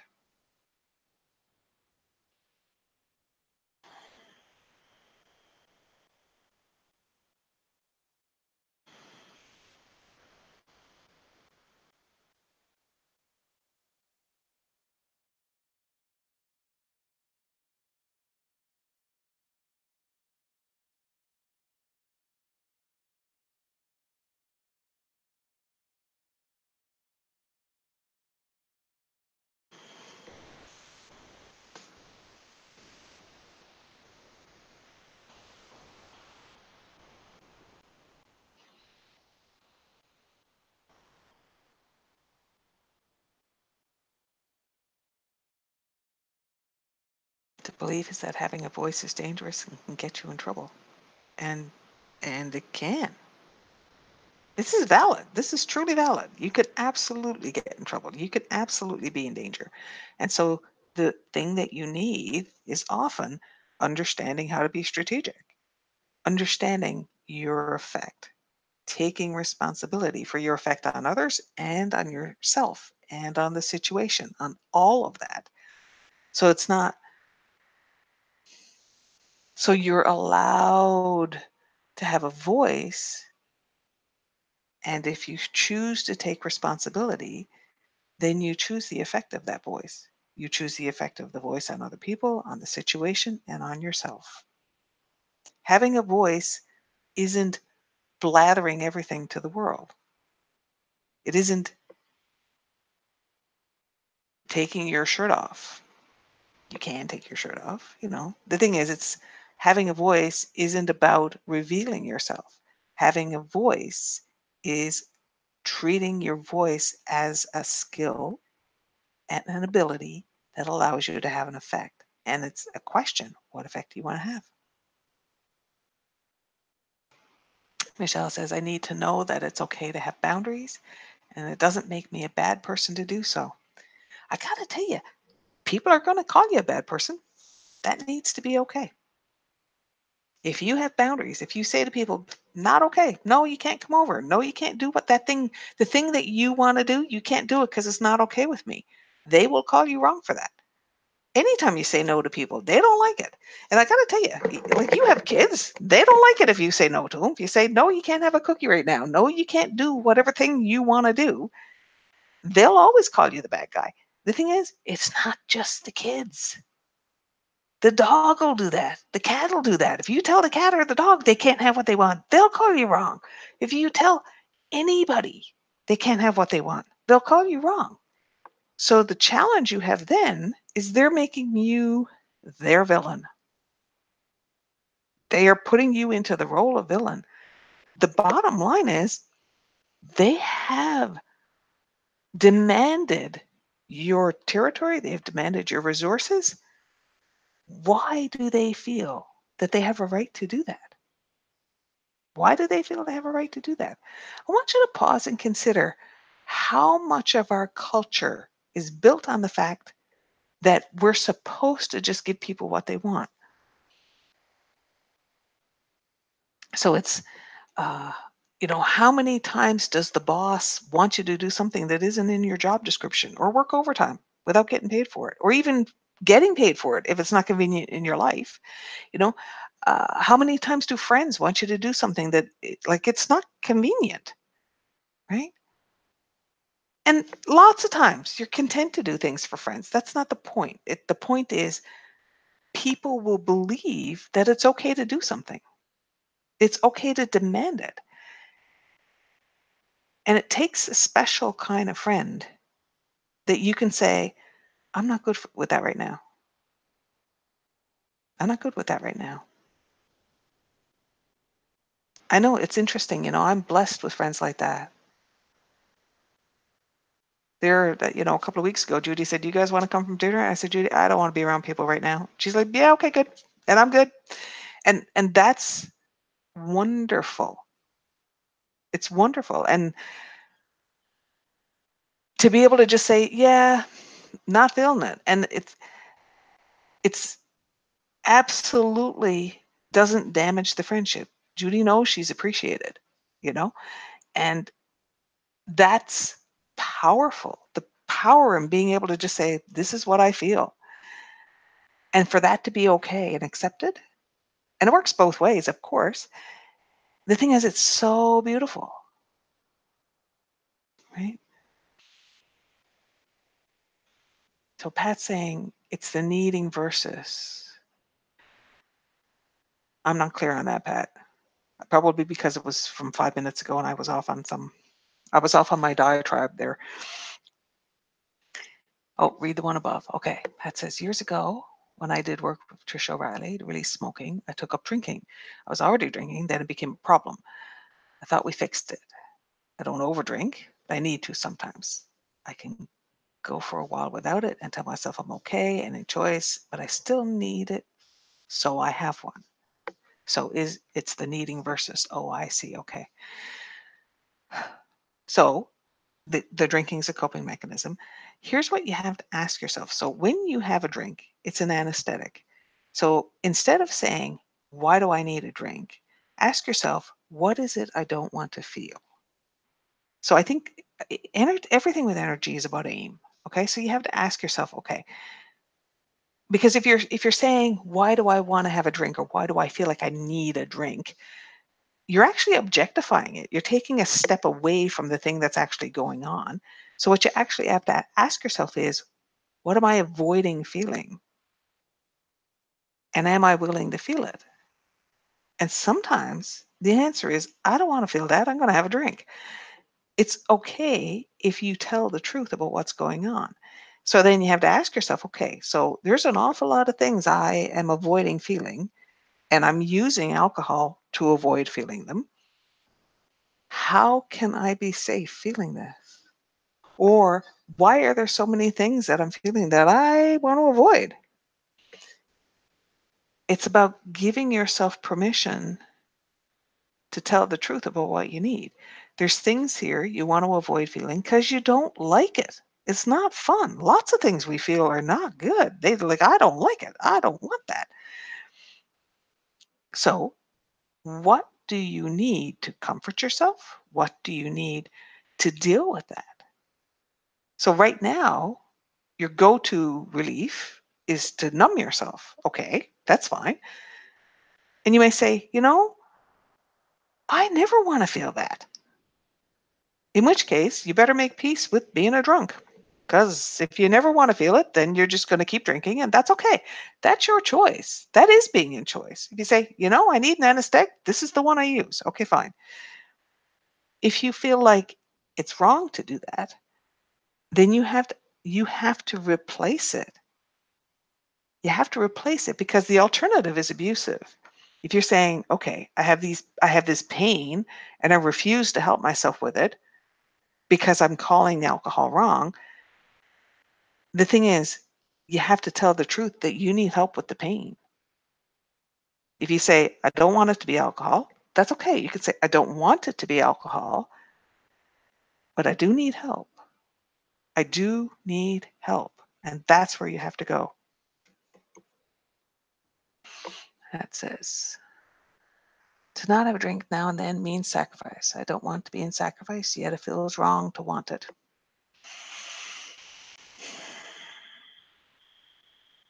That's a rebel thing. Okay. So you're saying, well, okay. You're saying I shouldn't have a drink, and that's, you're avoiding the sugar. I get that. But if I don't have a drink, then I'm in sacrifice. I don't want to be in sacrifice, therefore I'll have a drink. So that's a circle. You can see the circle. You've made it into a polar split. You've made the whole drinking thing into a polar split. So go in and clear the polar split before you try and do the next step. So the polar split is I'm either drinking or I'm sacrificing. So start out by getting rid of that. Okay. And then after you do that step, because that step needs to come first, then what you need to do is you need to look at how do you give yourself what you need so you're willing to feel the emotions. And a lot of that is comfort. A lot of that may be making different choices. You know, I find like I personally need a lot of alone time. It's part of doing energy work. It's part of the thing. Like, you know, if I'm around people, it's a lot of stimulation because I have a lot going on with energy.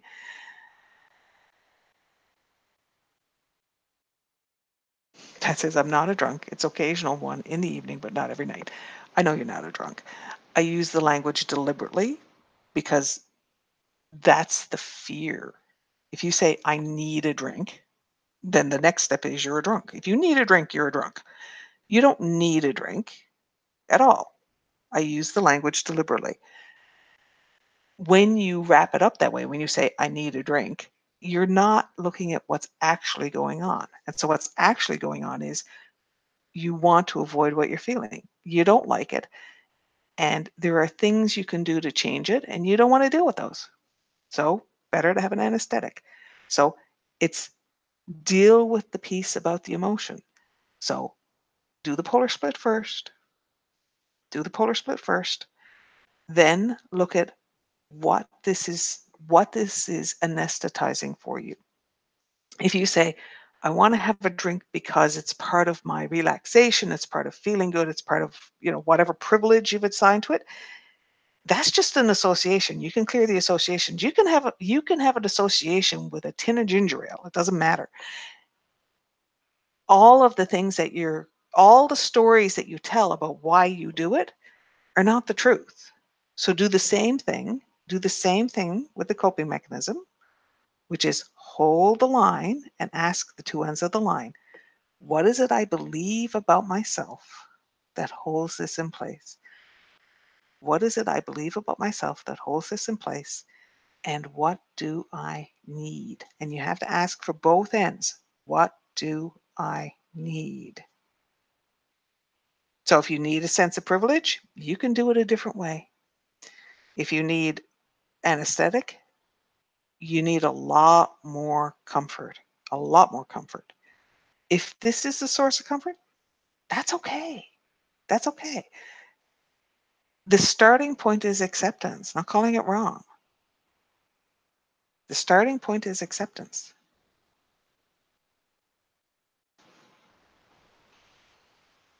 Okay, so everybody go back to that coping mechanism. Remember, your starting point, your default is to call it wrong. Truly, the starting point is acceptance.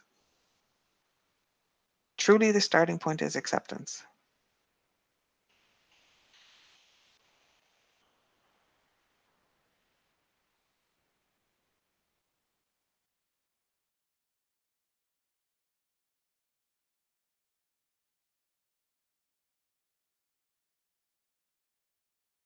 So, if wanting feels wrong, it is the feeling wrong that you want. If wanting feels wrong, it is the feeling wrong that you want.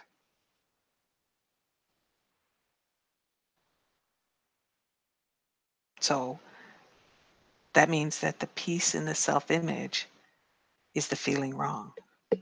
What do you need? What do you believe about yourself? You believe you're wrong.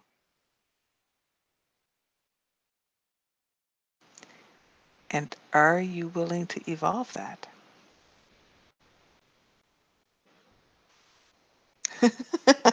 We got a wah, wah, wah. I didn't hear any of that. That's cool. You know it's important when you can't hear it. Okay. When you feel that the wanting is wrong, then what you want is to feel wrong. I'm going to turn it around and try and say it other ways to help it go in. It's a good thing we have a recording, right? If there's something you think about that you want to change, then you're thinking, I want it to be a different way. By default, the minute you want it to be a different way, you're calling the way it is wrong. And that means that you will hold on to it so it becomes a source of calling yourself wrong. And that means the actual coping mechanism isn't about the thing you do. It isn't about the wine or anything else that can be on the end of the thing that you want, that you think you shouldn't want. It isn't about that. It's about the ability to call yourself wrong. So you'll hold on to the wine and you'll make up all kinds of stories about it, good, bad, whatever, because you really, really, really want to feel bad about wanting it, even though you say it's okay. No, really, it's okay. Underneath it all, there's a desire and an addiction to calling yourself wrong. And that's the actual piece you're holding in place.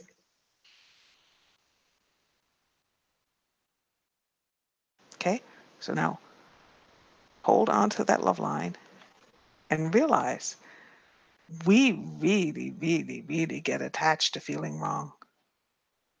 Really attached. And are you willing to evolve that?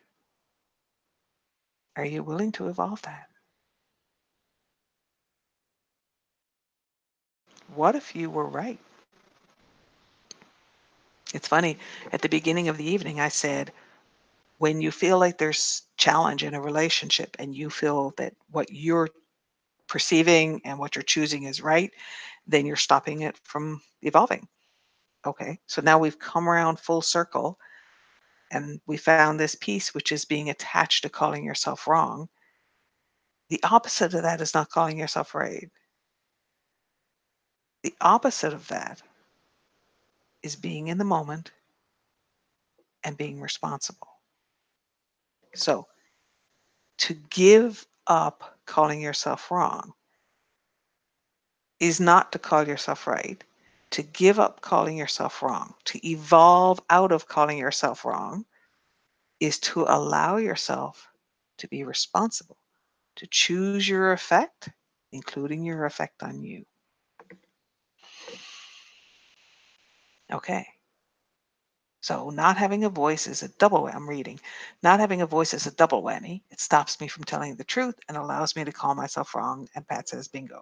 Ta-da! Right? Ta-da! You get all of it. It's like a twofer. And how many of the coping mechanisms that you have in place today, and this is the adult ones, if you're aware of them and it's a coping mechanism, you're probably calling it wrong. How many of them exist so you get to call yourself wrong? Yeah, right? The thing is, if you go back to the child, how many of the roles of that child, of all the different child selves inside you, how much of their role is based in them being wrong in whatever relationship they were in? And how much of that became their self-image? How much of their self-image is that they need to be wrong for somebody else? So go back to the triangle, which is where we started, because these things always form this giant circle, right? If you are somebody's victim, whether they're the villain or they're the hero, if you're playing their victim, okay, or they've put you in the role of victim, even if you're not in it, kind of thing, because sometimes you're observing this and you're not stuck in it. Okay, if you're being placed in that victim role, then you're wrong. You're going to feel wrong because you're being victimized. Okay, you're going to feel powerless. You're going to feel hurt. You're going to feel all kinds of things that you would label wrong, and you get to feel wrong. Okay, if someone is playing victim and they're making you either their bad guy or they're making you try to solve it for them, trying to make you into their hero, you're still going to feel wrong, because if they make you the villain, they're trying to make you feel wrong. If they make you into the broken hero, you can never solve it for them. So of course you're automatically wrong. So wherever they're trying to put you on that triangle, by default, you end up in the role of being wrong. Now here's the fun part, because the whole point of this, what we do with this triangle is we try to find the center spot, which is true to you. And understanding the center spot is understanding the power and the ability to choose. Anytime you choose, people are going to call you wrong. That's why it's the villain point on the triangle. The ability to choose is at the villain point, because when you make choices, when you say no to people, when you say, this is the way it is for me, don't come over to my house, whatever it is that you say no about, somebody's going to call you wrong. The difference is you understand that that's their perception and it isn't you. And that's the self-image piece. It's letting go, because when they say you're wrong, you understand that's their desire to impose their will on you. And it's okay. It's okay for you to be labeled wrong. And doesn't make you wrong. Doesn't make you right either. This is important, because if you're saying I'm not wrong, I'm right, then you get caught in that. So it's understanding I'm responsible. I choose my effect. I choose my effect. And sometimes if you're saying no to people, they will get pissed off or offended or whatever that they're getting. And that has to be okay. That needs to be okay. And now go to the hero part. The hero part, that's all about respect. Every choice is right, regardless of the outcome.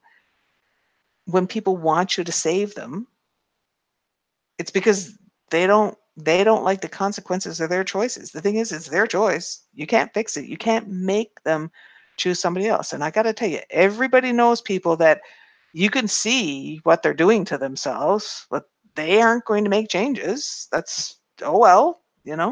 And so the respect piece, which is allowing you to, instead of getting stuck on that point, to be in the center of the triangle, the respect piece is respecting your choices, respecting their choices. And that's why when we work with these love lines, it has to start with acceptance. Okay? And the villain piece is about contribution. And here's the key. You are the one who defines what a right contribution is for you. Because I promise you, people want you to do what they want you to do. They say the right contribution for you is to do what I want. Basically, that's effectively what they're telling you. And you have to define your roles and how you choose to fulfill them. You have to define what it is that you give, even if that's nothing. Okay?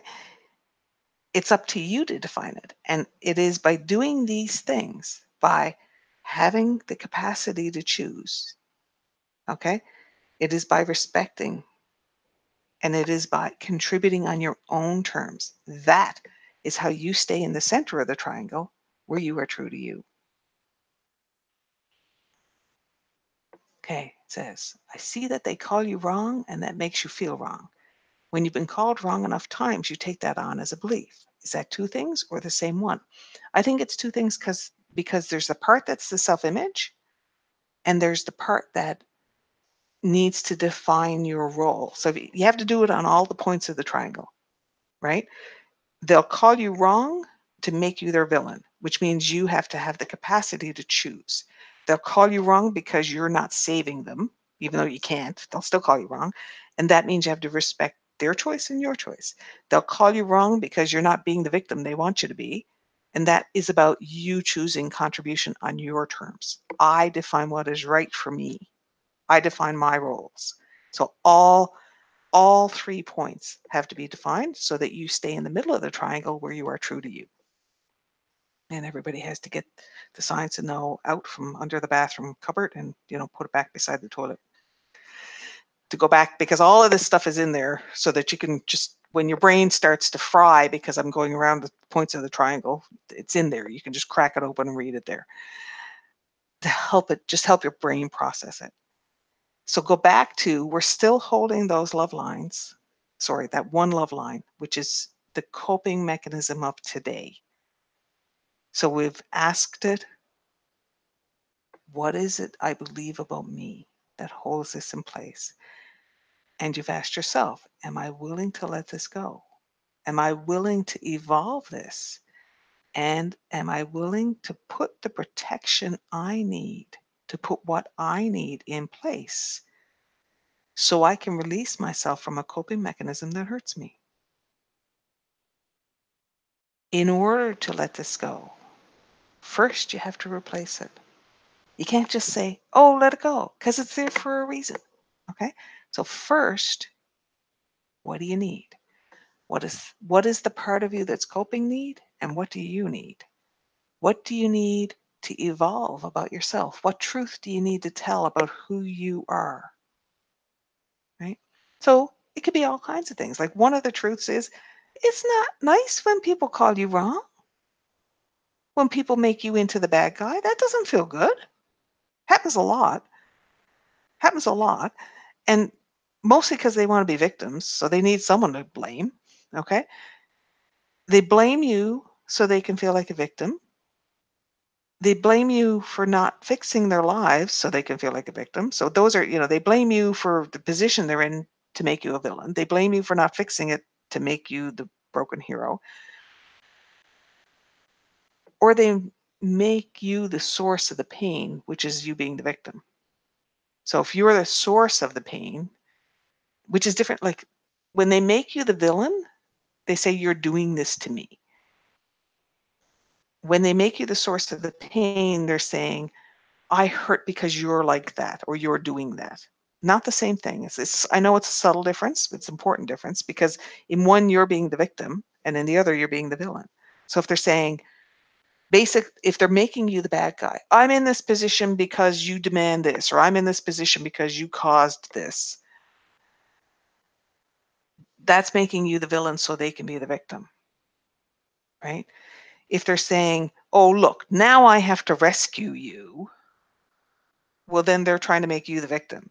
Or if they say, I have to do this thing because you made me, they're trying to make you the victim. They're trying to make themselves the broken hero or make themselves the villain. And so it's sometimes hard to see which side of that you're on. And frequently it's hard to see because it switches back and forth, okay? Sometimes I think if we could see ourselves running around this triangle, you know, we'd be dizzy. I think sometimes it changes inside the same sentence when you're interacting with people. Okay, so now go back to the line and think about what you need to get to the center of that triangle. Contribution on your terms, okay? Contribution, respect, and choice. And it's the ability to choose, okay? So use that, hold on to the love line. Now let's see the love, feel the love, be aware of the love. Be aware of the love flowing into this coping mechanism and into you. Be aware of that love. Because that's what's going to bring you to the shift. The love is. That's it.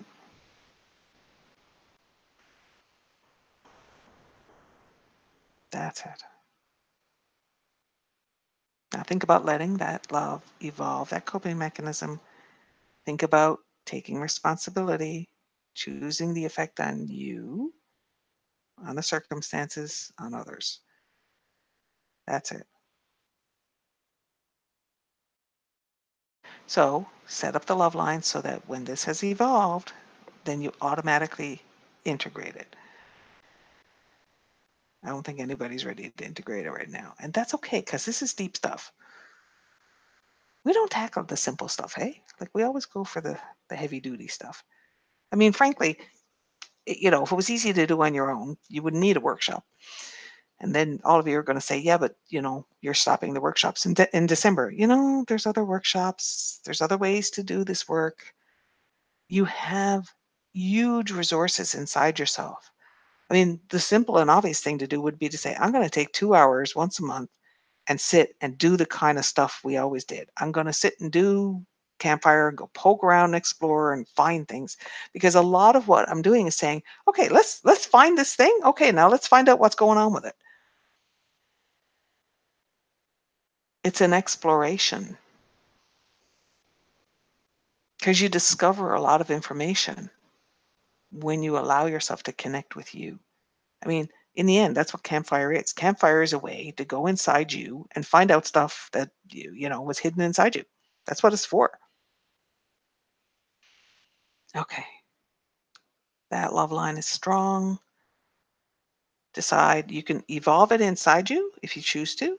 You can keep it wrapped in that love line and let it evolve where it is. Just kind of decide that the love line will integrate it whenever it feels right, and you define what right is. That's it. That's it.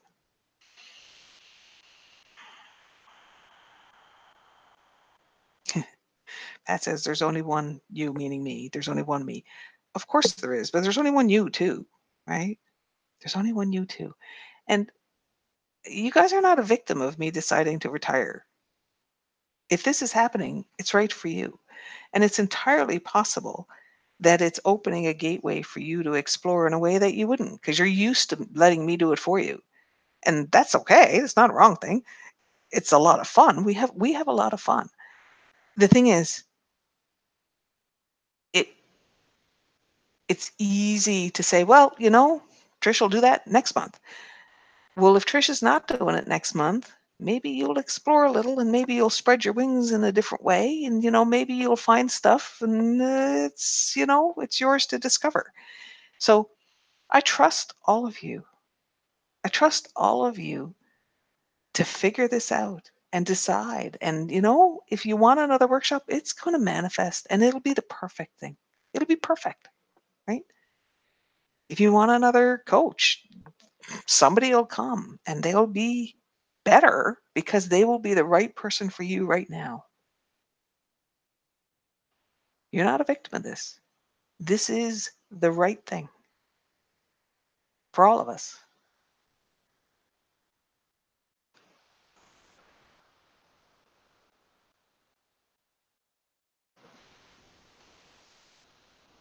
Michelle asks if I can repeat the 3 things in the circle again. Yeah.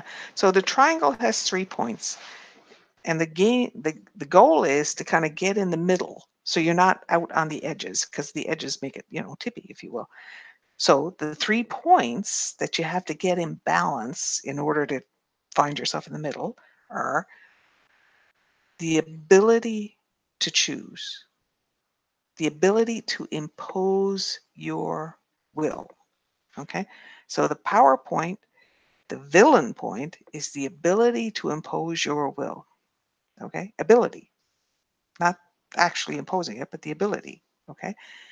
The hero point is respect. Every choice is right, regardless of the outcome. And the victim point is contribution.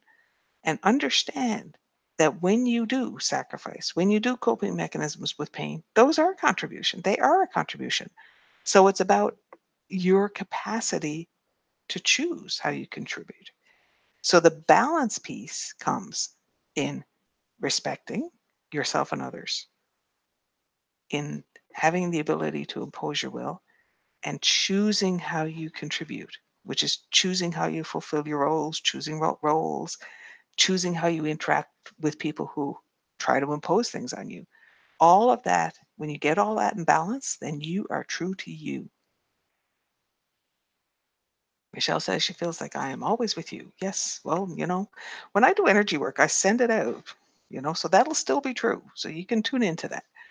And Pat says, yeah, but you'll, Pat says, I'll miss you. Well, thank you, Pat. I'm going to miss this too. It's the right thing to do. I'm still going to miss it, right? Pat says she'll miss hearing my wisdom and my stories and being me. Well, you know, Pat, I think you have every CD I ever made.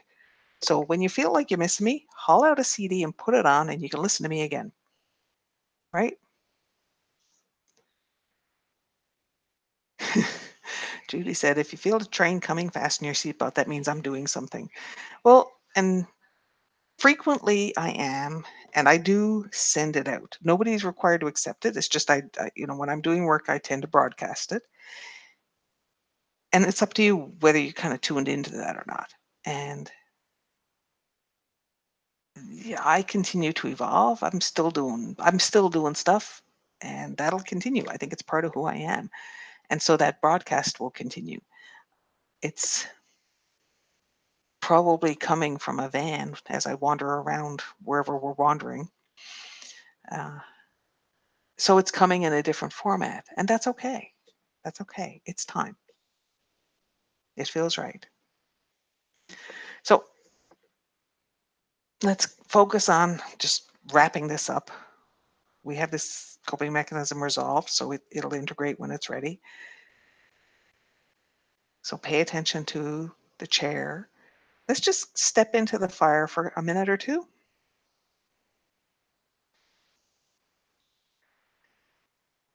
Yes, Maggie. Yes, you're dead on, actually. And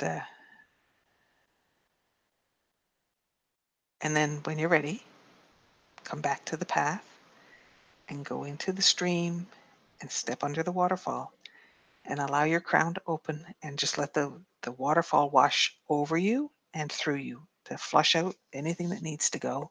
And also that energy will help integrate all these changes because, we like to do it with ease. So the more that light allows things to integrate, the less we need turmoil from it. It can be easy. It can be easy.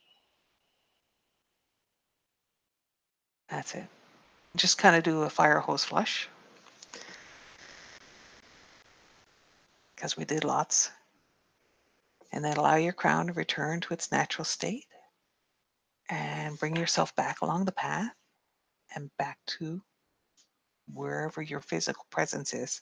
Bring your awareness to the room and wiggle your toes, and you can wiggle your nose if you can. I've never been able to do that. I always figured I should be able to do that. Which things? And just be aware. Be aware in your body. And then let's take a moment and allow that to broadcast. So the easiest way to do it is if you go up 3 singing bowls, like up from your crown, go up 3 and sing that bowl, then basically what you're doing is radiating what you just did. And I always do it as it's there. It's up to them whether they want it or not, because I choose to make these shifts. I will impose on my life. It doesn't work to impose on anybody else's. So often the things I impose on my life will affect other people. It's up to them how to deal with that. That's it. So, okay. And so as you're flowing all this light out, just think about everybody in this group and just let's kind of give everybody a virtual hug. We did good tonight. That's it. And release. And so it's up to you if you want to just keep radiating or just bringing your awareness back into your body and release that singing bowl. And whenever you do work like this, it's a good idea to do a bit of housekeeping, like to do some singing bowl. Always, like, if you need a tune-up, singing bowl is a good one to do. And so the quick and simple one is to do the sacral one, the one below your belly button. If you have time, you can do the whole stack because that really helps you kind of settle down. If you're discombobulated, if you're upset, if you're agitated about something, let it settle you down. And if you say, well, yeah, except when I'm upset, I don't think to do these things, that's because you're attached to being upset. It means you're attached to being upset, right? Okay. And that's okay. In fact, that would be a perfect time when you recognize that, when you say, oh, look, there I was upset and I couldn't remember to do the singing bowls because I was upset. Then when you kind of come out of that, then you go into the campfire and do what we just did, which is bring out that coping mechanism, because the being upset part, that's a coping mechanism, and find out what's going on. Ask yourself all those questions that are right there, so you can use the recording to go through it. And first and foremost, acceptance. It's there for a reason. You're doing it for a reason. Okay. We had a good night, ladies. We will see you, I think next month is October the 10th. Keep in mind that you want to think about it. We have 3 more. I think in December we will be pretty much taken up by, I'll go through the entire list of people in the group and say, here's your 1 or 2 lines of this is the send off that I get for you. So that'll probably take up that month. And so we have 2 months that you can think, what do you want? And so, if you think of it, send me an email. And yes, I'm going to even get rid of the email. I'm doing that too. I'm going to get rid of it. It'll probably be there for a couple of months and then it'll be gone. So many things, right? It's letting go. It's all about letting go. All right. So we had a good night. Good night, everybody. Bye-bye.